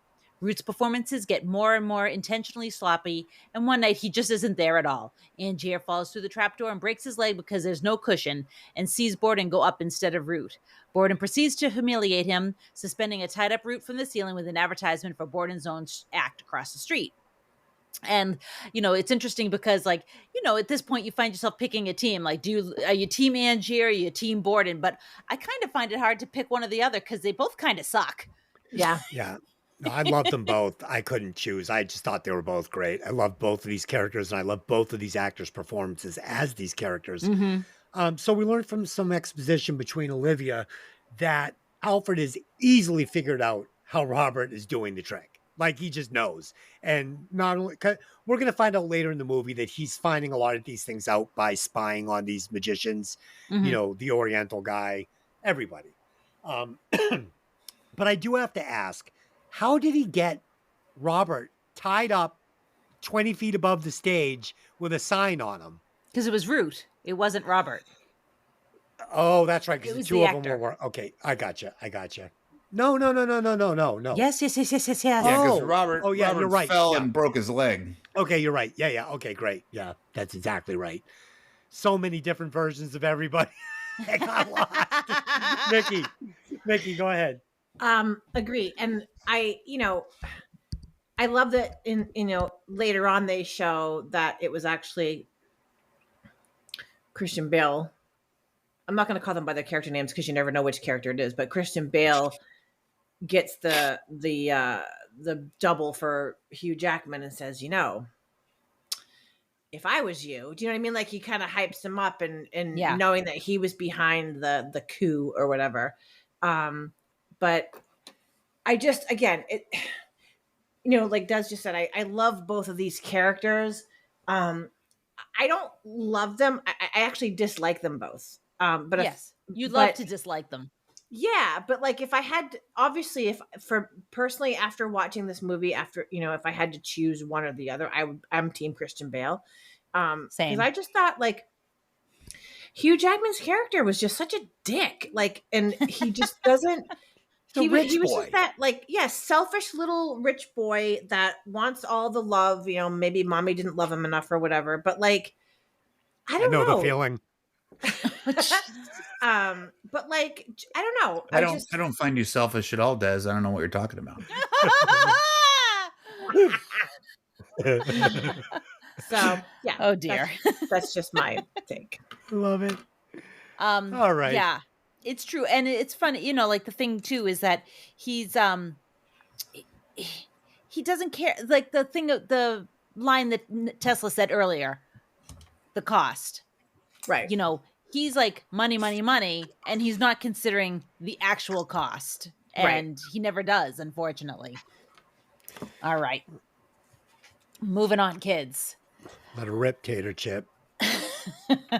Angier confronts Olivia, who insists that Borden's trick is accomplished using a double because she's seen makeup and wigs laying around. Though we find out at the end how very right she actually was, Angier does not believe her. When he questions her loyalty, she produces Borden's encrypted diary as proof that she didn't betray him. However, the 5-letter word to decrypt the diary is still necessary. Angier and Cutter kidnap Fallon, Borden's engineer, and nail him in a box to hold him for ransom. When Borden comes to the meeting place in the cemetery to get Fallon back, Angier demands to know the secret to Borden's transported man in exchange. Borden writes down Tesla, which will decode the diary. Angier reveals that Fallon is buried alive, and Borden starts digging him out in a panic. So right after this is a scene in the restaurant, and he's saved Fallon. He's with Fallon and Olivia right after a show. They go to the restaurant to meet Sarah. And Borden is like unhinged at this point. And I was wondering, like, when I watched it later, I was like, maybe it was fear of losing Fallon because that's his twin. Like, you lose Fallon, it's over, right? Like, he's more important than anybody. And it's also your twin brother. Yes. So I couldn't tell if he was unhinged because of the fear of losing Fallon and having it ruin the show and his career and losing his brother, or if he's just so angry with Borden. I really angry with Angier. I really can't tell why he's so unhinged in this scene in the restaurant, but it's an interesting scene for me. Yeah. So what you just said just backs up my theory. These two brothers are closer than fucking close can be. And this whole magic thing is everything that they have. They're two poor ass kids from the street that are on the verge of having all of their dreams come true. And this woman is threatening to fucking burn it all to the ground because he's leaving her. Well, fuck you. You don't want to be with me anymore? I'm going to tell everybody that you're a fucking phony and you and your brother are pulling this trick off like this. They killed her. You never see her say that she knows. She absolutely says that she knows. She said there's a scene between her and Alfred where she says, "I know what you are," but that doesn't mean. But then Olivia says she contacted me saying she has a secret about you. She wants to tell me. Yeah, I mean, but put one and one never together. Know the secret. You never know for sure. Oh, what? He's uncircumcised? I mean, fucking, come on. Yeah, I think the key too is that she says, I don't want to wind up like her. Yes. So the idea that she's alluding to the concept that she's been offed. She says because of the idea that if you cross these two guys, they will kill you in the blink of an eye because they have no compunction to do that, to do anything else. Yes, and she's making a point of saying to him, you killed her before she told me your secret. I don't know. I don't want to know. I don't want anything to do with you. I'm walking away now. I don't want to wind up like your ex-wife hanging. So good luck. Now, and that is what that is. Here's a question. Do you think Fallon was in love with Olivia or the wife, or and vice versa? Like, who do you think loved who? I'm really... You got to remember too, Mick, it doesn't matter because Fallon and Alfred are interchangeable. It's two guys who may or may not be the same character all the time. Yes. Right? And it's whatever worked out that way. I don't think that if brother one was always Fallon or brother two was always Alfred. I think 100%. It's the idea of which is convenient to switch back into between the two of them. And he actually says at the end of the movie, we both lived half a life and it was good enough for us because it was all about the magic for them. They didn't give a fuck about, they were using people. At the end of the day, he saves his daughter. And, this explains a lot. It explains a lot, this plot twist that I uncovered. Okay, Des. Let's keep going. Lynn, turn your mic on. It always makes the show better. The people have to know what's going on as well. Not just you and the cat. Not just you and the cat. You fuck. What were you calling me? Fuck face? Fuck face. Okay. Hey, she called you honey, but that wasn't good enough for you, mister. Yeah, you needed a fuck face. Okay, here we go. Angier leaves for America to track down Tesla while Cutter stays behind. Tesla initially refuses to meet with Angier, and the latter learns that Tesla has run out of funding and is being hounded by his rival, Thomas Edison. Tesla finally agrees to meet with him, and after trying to talk to Angier out of the idea, agrees to build the machine for him. Borden's private life starts falling apart. He's having an affair with Olivia, and his wife is drinking because of their deteriorating marriage. At one point, he instructs Fallon to deal with his family while going to see Olivia. He appears to genuinely care for both women, but Sarah eventually hangs herself in Borden's workroom after trying to confront her husband about all his secrets. So, I mean, yes, I get your what's the word I'm looking for? Your theory about how she ends up dying. I will say that I have a hard time understanding just what it is she expected from Borden. You know, like the twist does make you understand why she could never quite connect with him, because like you never knew which one she was actually dealing with. Of course. But she married this dude. She knew who he was, and she hung herself because he had secrets. It's like literally that he was made of secrets. So like, why did you marry him? Right. And did you hang yourself because did you hang yourself because he cheated? I mean, that sucks. I totally get it, but you're gonna hang yourself over it. You got a daughter. Like, what are you doing? Right. Well, I think The they other like different- to allude that she had a drinking problem too. Yeah. And I don't know Well, if that supposedly was caused by, him or whatever. I think they make it seem like she's drinking because of him. Yeah, Right. I agree. And she wasn't like a this drunk. guy too. He's elevated her to the status that she carries. She's got the big house, she's got the clothes, she's got the lifestyle. He's the problem, but he's also the solution. So Right. I guess you bought the ticket. Now you got to ride the train. Sorry about your luck there, hun, but that's how that goes.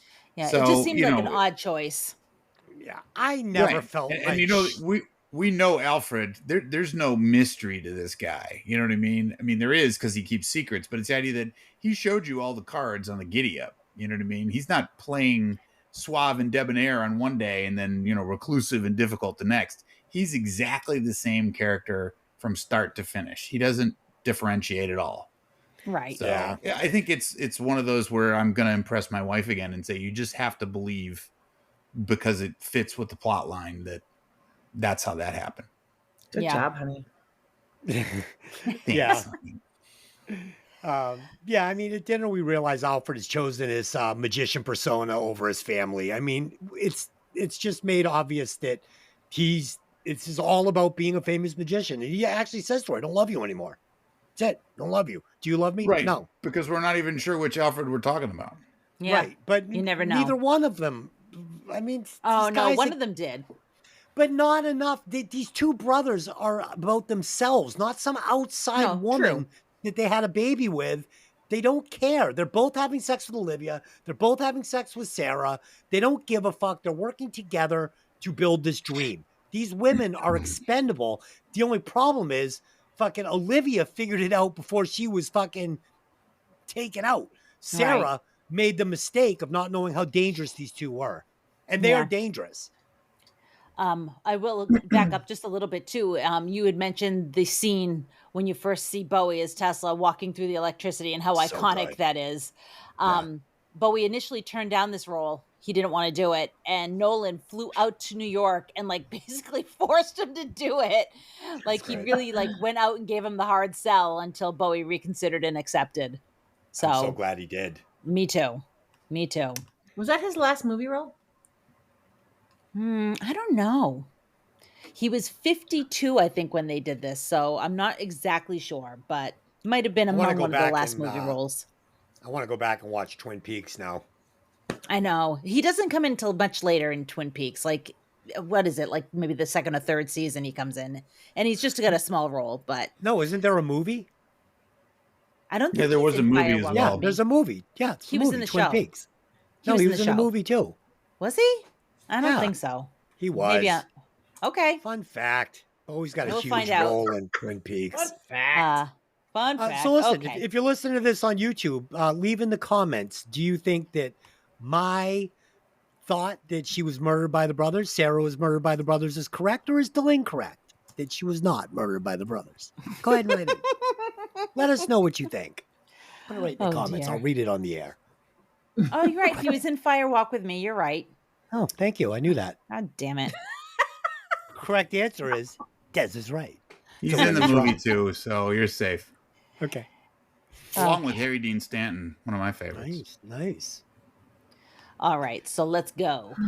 In Colorado, Tesla and Allie have been unsuccessfully testing the machine they built for Angier. They've zapped his top hat a dozen times with an impressive electrical apparatus, but the hat's not moving. Angier comes to the end of Borden's diary and realizes that Olivia actually did betray him. She gave Angier the diary to prove her loyalty to Borden, who wrote it for Angier. The last entry in the diary tells him that Tesla was the keyword to decrypt the writing, but it's not the secret to the trick at all. Tesla never actually built a teleportation machine for him, and Angier has been sent on a wild goose chase. He goes back to Tesla's lab several times where the scientist insists that he can build a teleporter, but he never did build one for Borden. He tests the machine again, this time using a black cat. The cat does not like the procedure and hisses, but is completely unharmed. However, the cat doesn't teleport, so Angier leaves in disgust.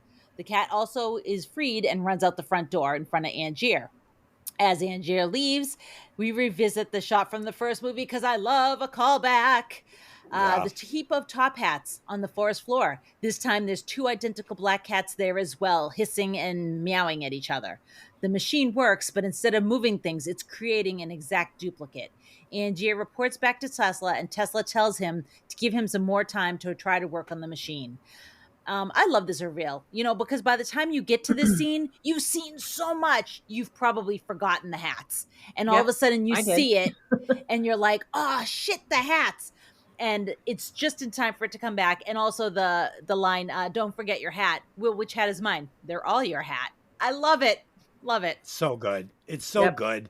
And, so this is like they're taking a real person out of history that's kind of mysterious as Tesla. And then they're acting some like science-based magic to his character. So creating this magical machine that duplicates things. It's so smart. The writing is so smart.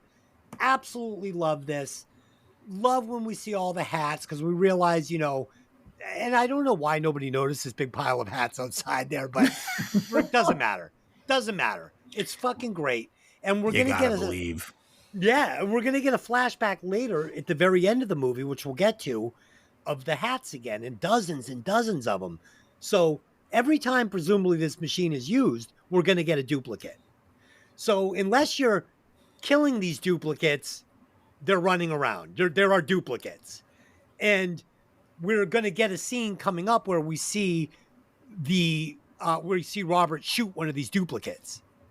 Because obviously you can't have millions of yourself running around. It's just not going to work. So after the trick, presumably he's killing these duplicates to remain the only Robert, right?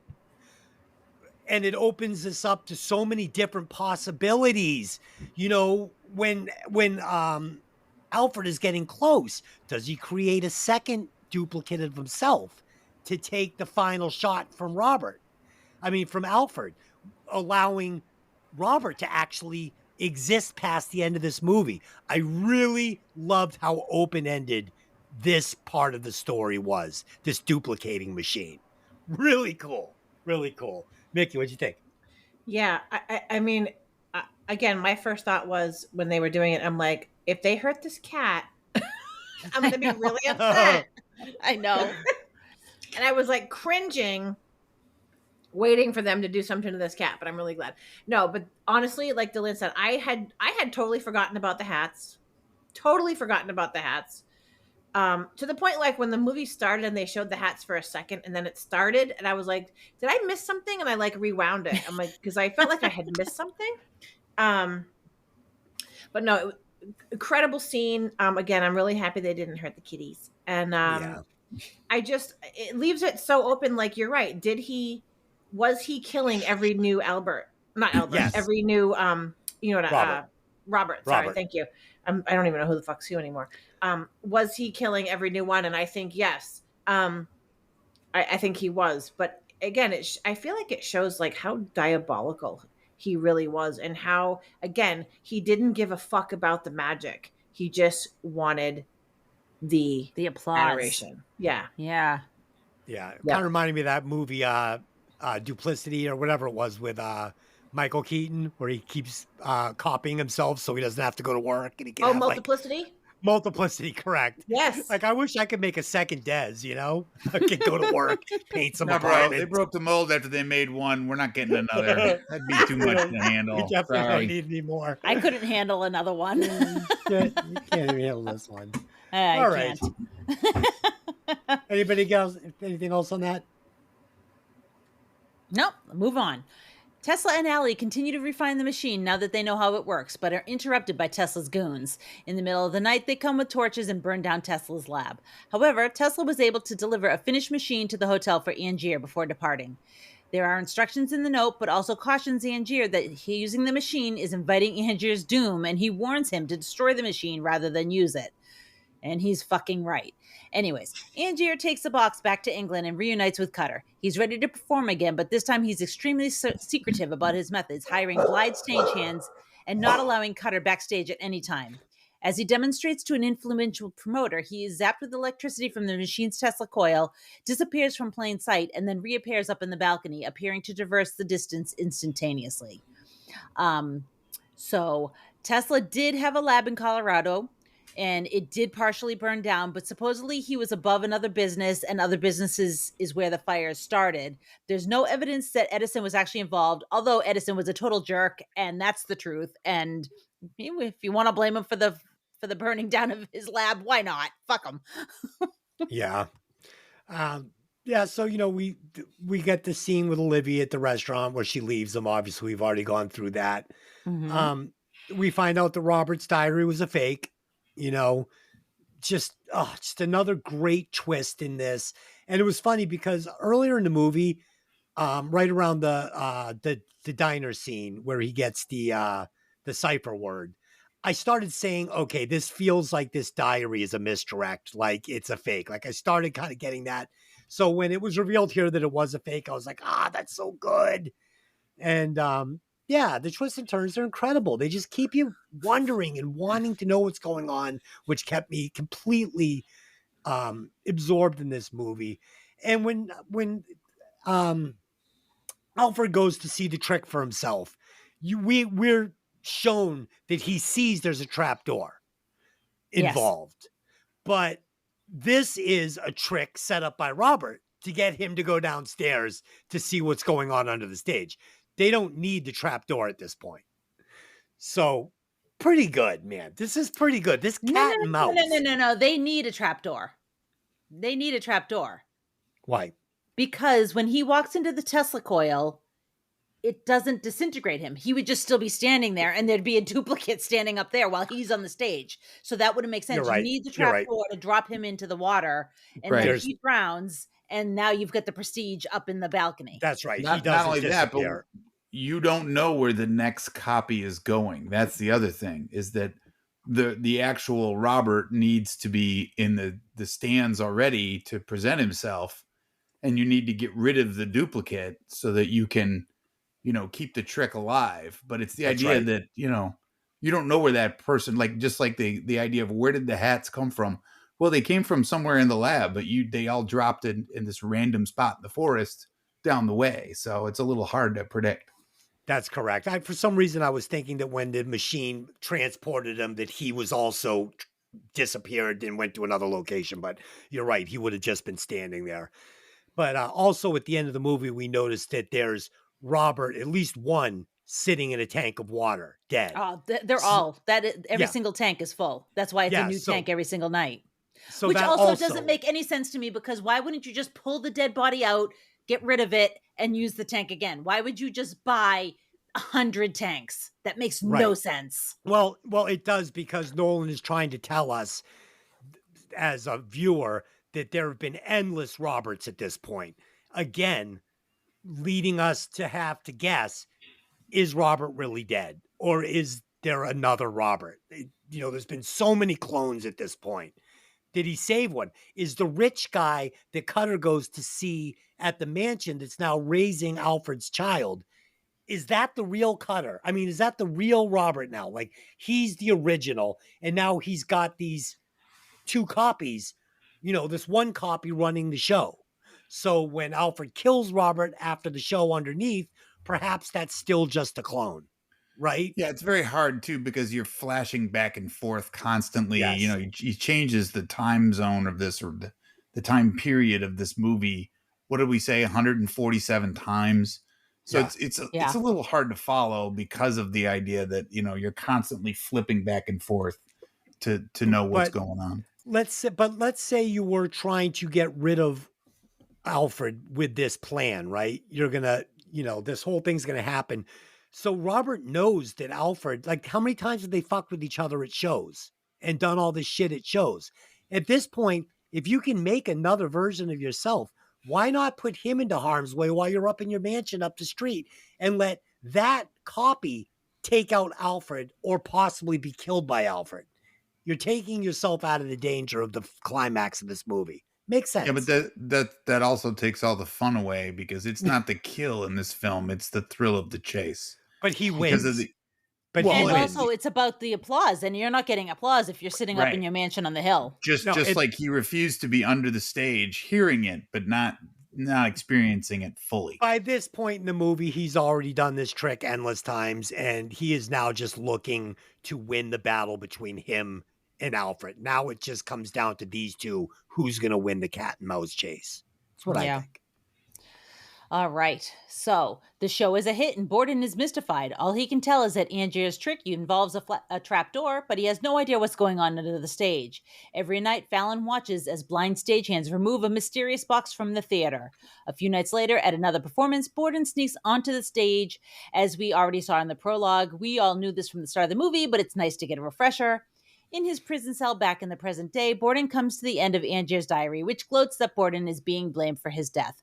Borden believes the diary must be a fake until he's called out of his cell to say goodbye to Jess and meets the collector who wants to buy his secrets. The collector, Lord Caldwell, is Angier. Borden is dismayed that he would go so far as to involve his child in their rivalry. Angier refuses to help clear his name and won't even take the secret of Borden's transported man when bribed, telling him mine's better. Borden swears he'll get out and have his revenge, promising Jess he'll come for her. Which is sad because, like, at the time, you're like, how is he ever going to get out of there and get her? So you feel really bad for this little girl who's, like, caught in the middle of this, Yeah. So, in my opinion, Robert absolutely knows that Alfred is one of the audience members inspecting the machine on stage. Like, he has spotted him out in the crowd with this little fake mustache and beard on. He's allowed him up onto the stage. We know this because he's setting him up. And my question is, why is Alfred now so unaware? Why is he now, he feels a little gullible almost. He's being set up. I mean, he has to know his disguise is terrible. He has to know it's obvious that it's him. And he's being intentionally led in.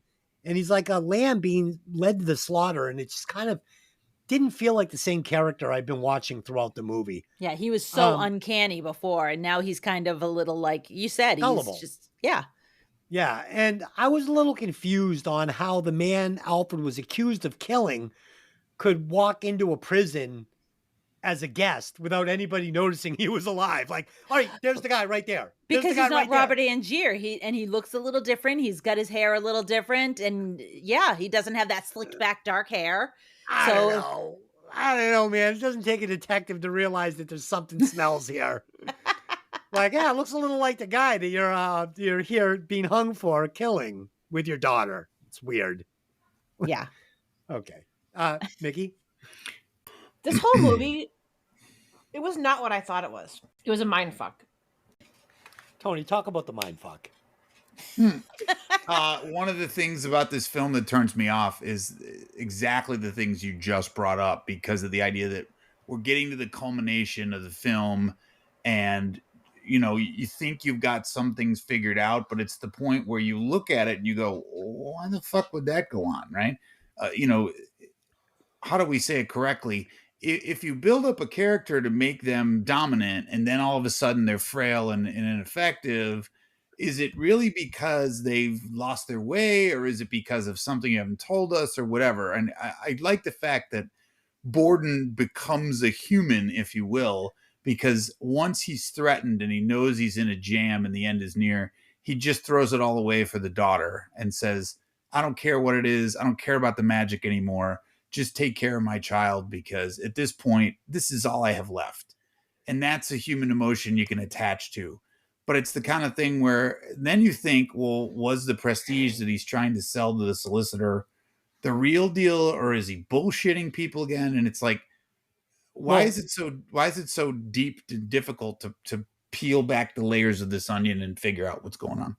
The ultimate prestige here is going to be that they're going to kill him, nobody knows he has a twin brother, and he's gonna live like, like he says, fucking right when they hang him. He's like, abracadabra, like you're not gonna believe this when you see me walking down the street next week, dude. Like I'm gonna escape this. You know the difference too. The brother is gonna have to go into hiding. He can't be the same guy. You know what I mean? Well, it's called double jeopardy. They can't triumph for the same crime twice. I mean, this is 1890s first in of all, London. in England, they have common law versus law in America. I like the way you're thinking, bro, but totally different set of rules. You're fucked. Okay. Sorry. Okay. We can hang your ass whenever we want. The other difference too is you're absolutely right. How does no one figure out that this guy's not dead? And the other difference too is let's be real, you're looking at a guy who's wealthy and prestigious and has all the things in the world going for him. And in that society at that time period, you call the shots. You're the 1%. And this poor bastard Borden, has some money and has some fame, but he's not in the same position of power, position of authority, position of... I mean, but can we also talk about the ultimate karmic moment where Borden is being hung for killing Angier, and Borden at the exact same time is killing Angier. So it's like, well, right. Okay. If you're gonna kill my brother for it, I'm gonna actually do it. Right. Yeah. I mean, he's hanging also for the death of his wife. It's poetic justice. You won't let that go, will you? Listen, I found it online. Nolan says 100% that they killed Sarah. Look it up. Okay. Well, and it's also the idea of, it wasn't a contest of wills to kill the opponent. It was just to disgrace you and show that your magic is bullshit. Well, now it's devolved into fuck you and all for me. I'm going to have to kill you because your ass didn't know when it was time to sit down and shut up. So, we're at this point and we're not going to, there is no getting off the gas and hitting the brake. There is only more gas. Yeah. Right. The escalation. I mean, it went from humiliation. You lose some fingers, you break a leg, revenge. You use a wife, I lose a wife, we lose. I mean, it just went on and on until the point where it's like, all right, now we have to kill each other. That's until it's really ridiculous because it's just, yeah. Fun fact, I didn't actually read that about Christopher Nolan. Huh? Yeah, I figured. You but I Googled it and it's nowhere to be found. Well, it's well, there. I'm going to interview Christopher Nolan and find out. God, we need to get to the bottom of this. If I sat with Christopher Nolan, he would say, "You understand." I don't think he'd say that at all. Oh, he would. He'd be like, I think he'd say, "Go home, little boy." Oh no, you wouldn't. He'd be like, "You are so astute. You are such a fucking." A scholar of screenwriting and a scholar of movies. Let's move on. All right, just last scene, just say it. Do it. Cutter discovers Angier alive when he calls on Lord Caldwell to ask him about Tesla's machine, hoping to convince him to destroy it. Cutter quickly realizes that Angier is remorseless about framing Borden. He says he's figured out the secret to Angier's version of the transported man, and he thinks he's gone too far. Borden has one last visitor, Fallon. Borden tells him what he's learned, gives him the rubber ball he sometimes uses for tricks, and tells Fallon to go live for the both of us. Cutter brings the machine to Angier, and as he leaves, we see Fallon arrive to confront Angier. This is intercut with scenes of Borden being hanged. Borden dies just as Fallon shoots Angier. The camera peels up to reveal that Fallon has 2 missing fingers and Borden's face. Angier finally realizes that the secret to Borden's transported man was simple. Borden had a twin brother, and they were switching back and forth. We see them together, cutting off the twins' fingers so that they would match one another after the shooting. Angier went to far more terrible extremes. He knowingly created a double of himself every time he used Tesla's machine, and he rigged the trapdoor to drown the one on stage. The room where the machine is kept is filled with water tanks, all of which hold a drowned double of Angier for every time he performed the trick. Angier kicks over the lantern as he dies from his wound, and the resulting fire ensures that the machine and all evidence are destroyed. We loop back to the trick with the small birds in the opening scene, though this time no birds are harmed, while Cutter reiterates the 3 parts of a magic trick. As Cutter has told Jess Borden, before the audience can clap, you have to make the disappeared man come back, and on cue, her father appears to reclaim her. She runs into his arms, and Borden and Cutter exchange nods. The end. It's such a great ending on so many different lines. I mean, Cutter tells him I lied when I said fucking drowning was like, seeing God. It's actually terrifying. At this point, we have to realize that Robert has drowned now 1,000 times. doing this trick. I mean, 100. even though, you know what I'm saying though. Yeah. So this is the finale, and the payoff is so good. We find out it's so simple. Fucking Alfred's trick was he had a twin brother. It's that simple, but it's so effective. And then we find out that Robert's trick was he had a science-based real magic from this Tesla device. And it's so satisfying that there was real magic in this movie. I'm so glad it wasn't all just explained away with fucking smoke and mirrors. We had some magic. It's really great.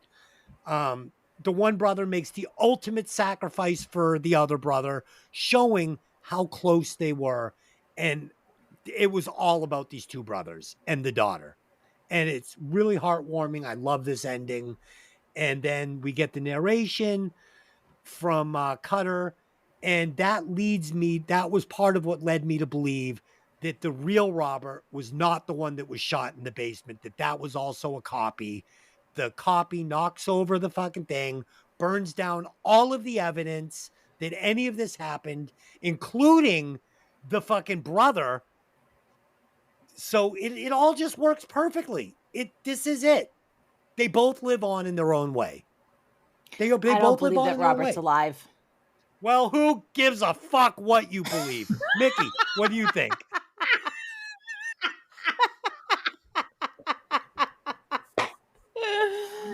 Well, shit. Are these final? Are we doing final? Is this final thoughts or just No, final scene.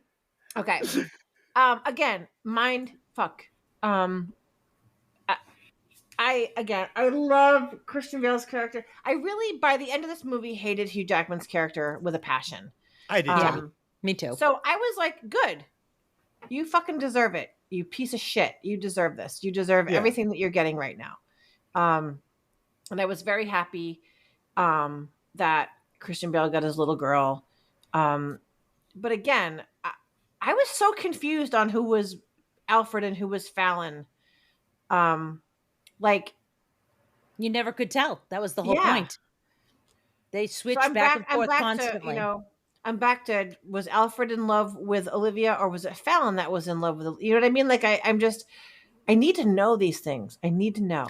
And so that's why Alfred and Fallon were interchangeable. At any given time, you could be talking to one or the other. You didn't know. Right.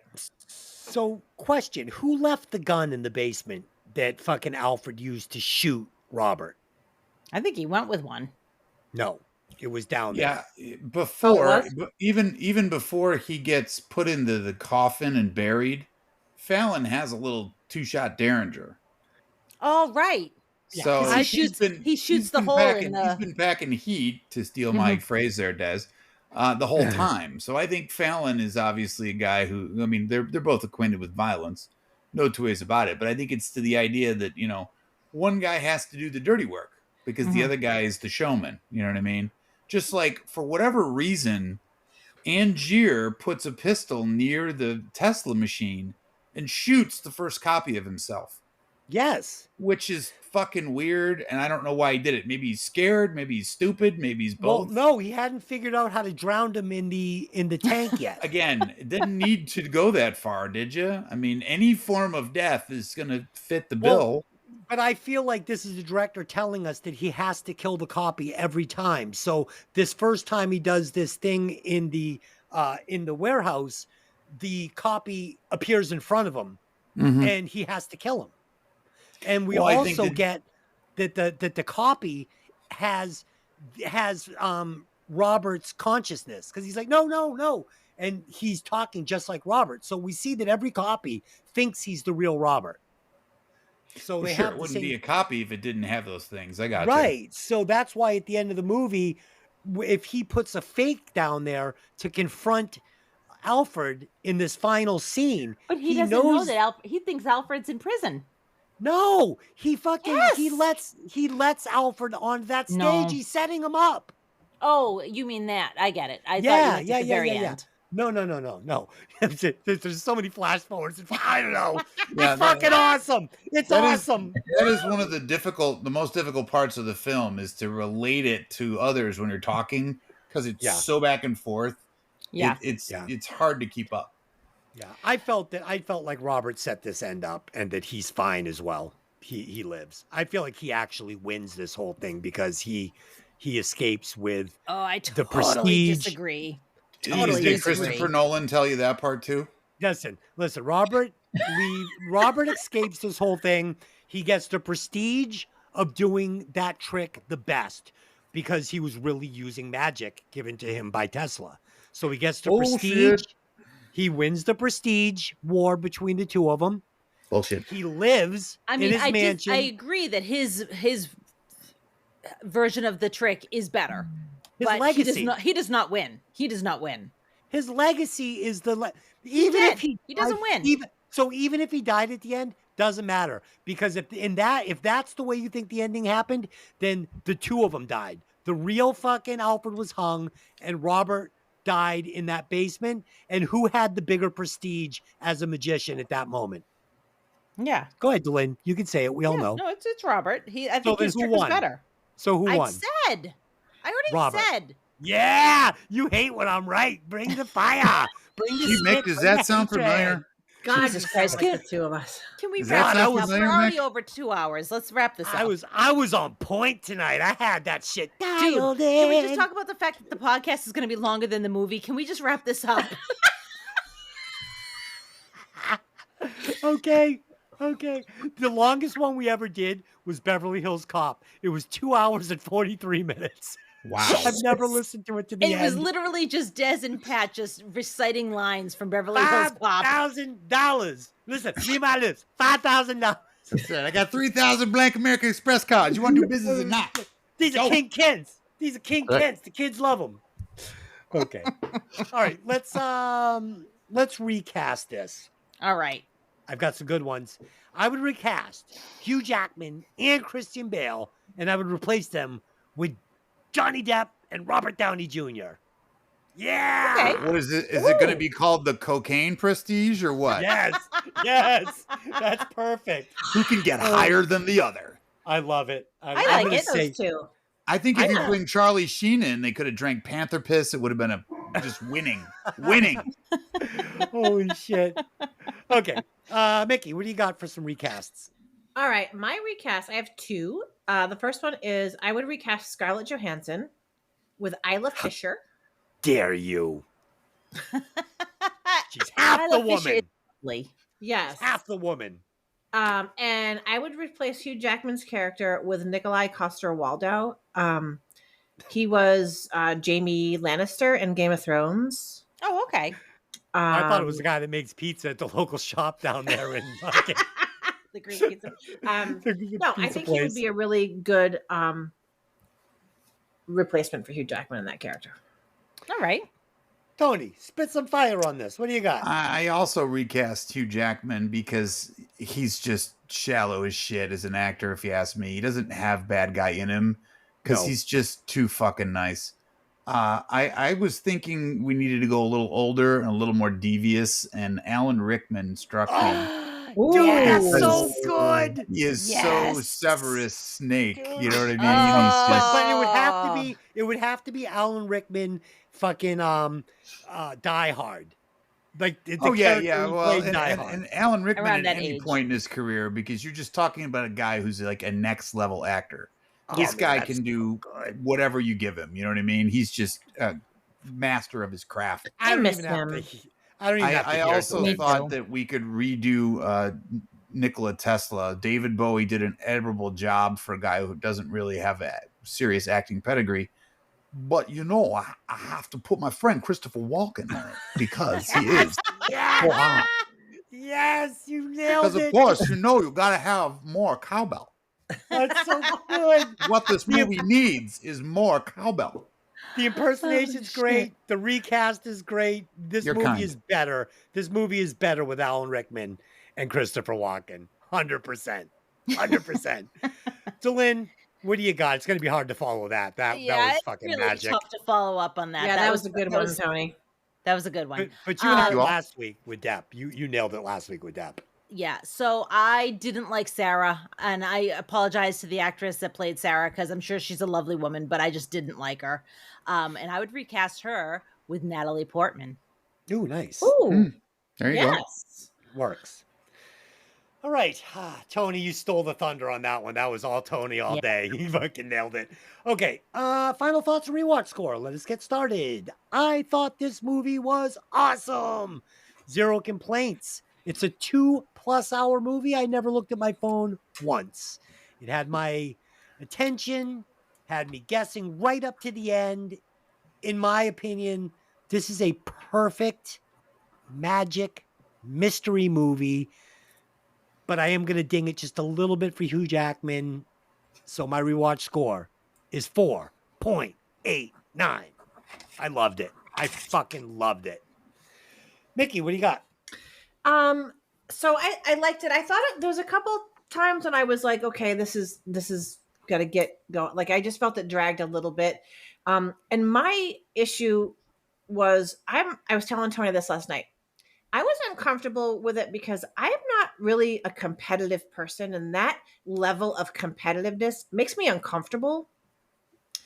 Really uncomfortable. Like, I don't play sports. Like, I'm just not competitive. So I don't really like that. But I thought the acting was great. I loved the premise of it. I just thought it was, like I said, it was such a mind fuck. I thought it was a really well done. I love Christopher Nolan. Cinematography was great. I would probably give it a 4. Commendable score. I like it. Tony, talk about it. Give us your end. I really like the premise of the film. I love the cast. It's extremely well cast. It's well shot. I mean, the 40 million spent on this movie there isn't a dime wasted on it. You know what I mean? Like we spoke about earlier, the sets are incredible.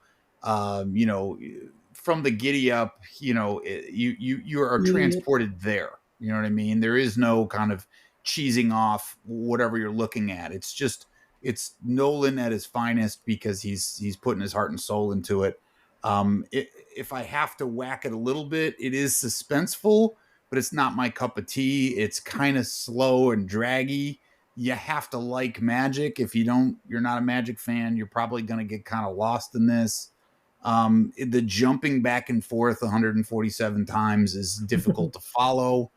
And it's the kind of thing where, are you entertained? Yeah, I think it's an entertaining movie, but it's not the kind of thing where it's like, holy shit, my life is now greater because I've watched this. So I'm going to hurt it a little bit. And just probably say, how about a 3.5? Fair. All right. Fair. Delyn, put a ball All right. So for me, Hugh Jackman, the jumping back and forth a little, but everything else, the rest of the cast, even though I recast Sarah, the rest of the cast is amazing. The cinematography is amazing. Somehow, with all of those time jumps, you still can pretty much figure out what's going on. It's not so confusing that like you're like, this movie sucks because I don't have any clue. Of course, Bowie. I gave it. I'm dinging it just a tiny bit for some of the things I listed that I'm not a fan of. But this was like a repeat viewing for me, and I enjoyed it just as much as the first time. I'm giving it a 4.9. Yeah, that's a great score, right where I was. We saw it almost exactly the same. All right. Yeah. Where is it landed on the list?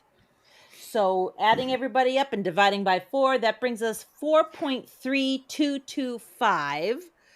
So that will take us to 4.3225.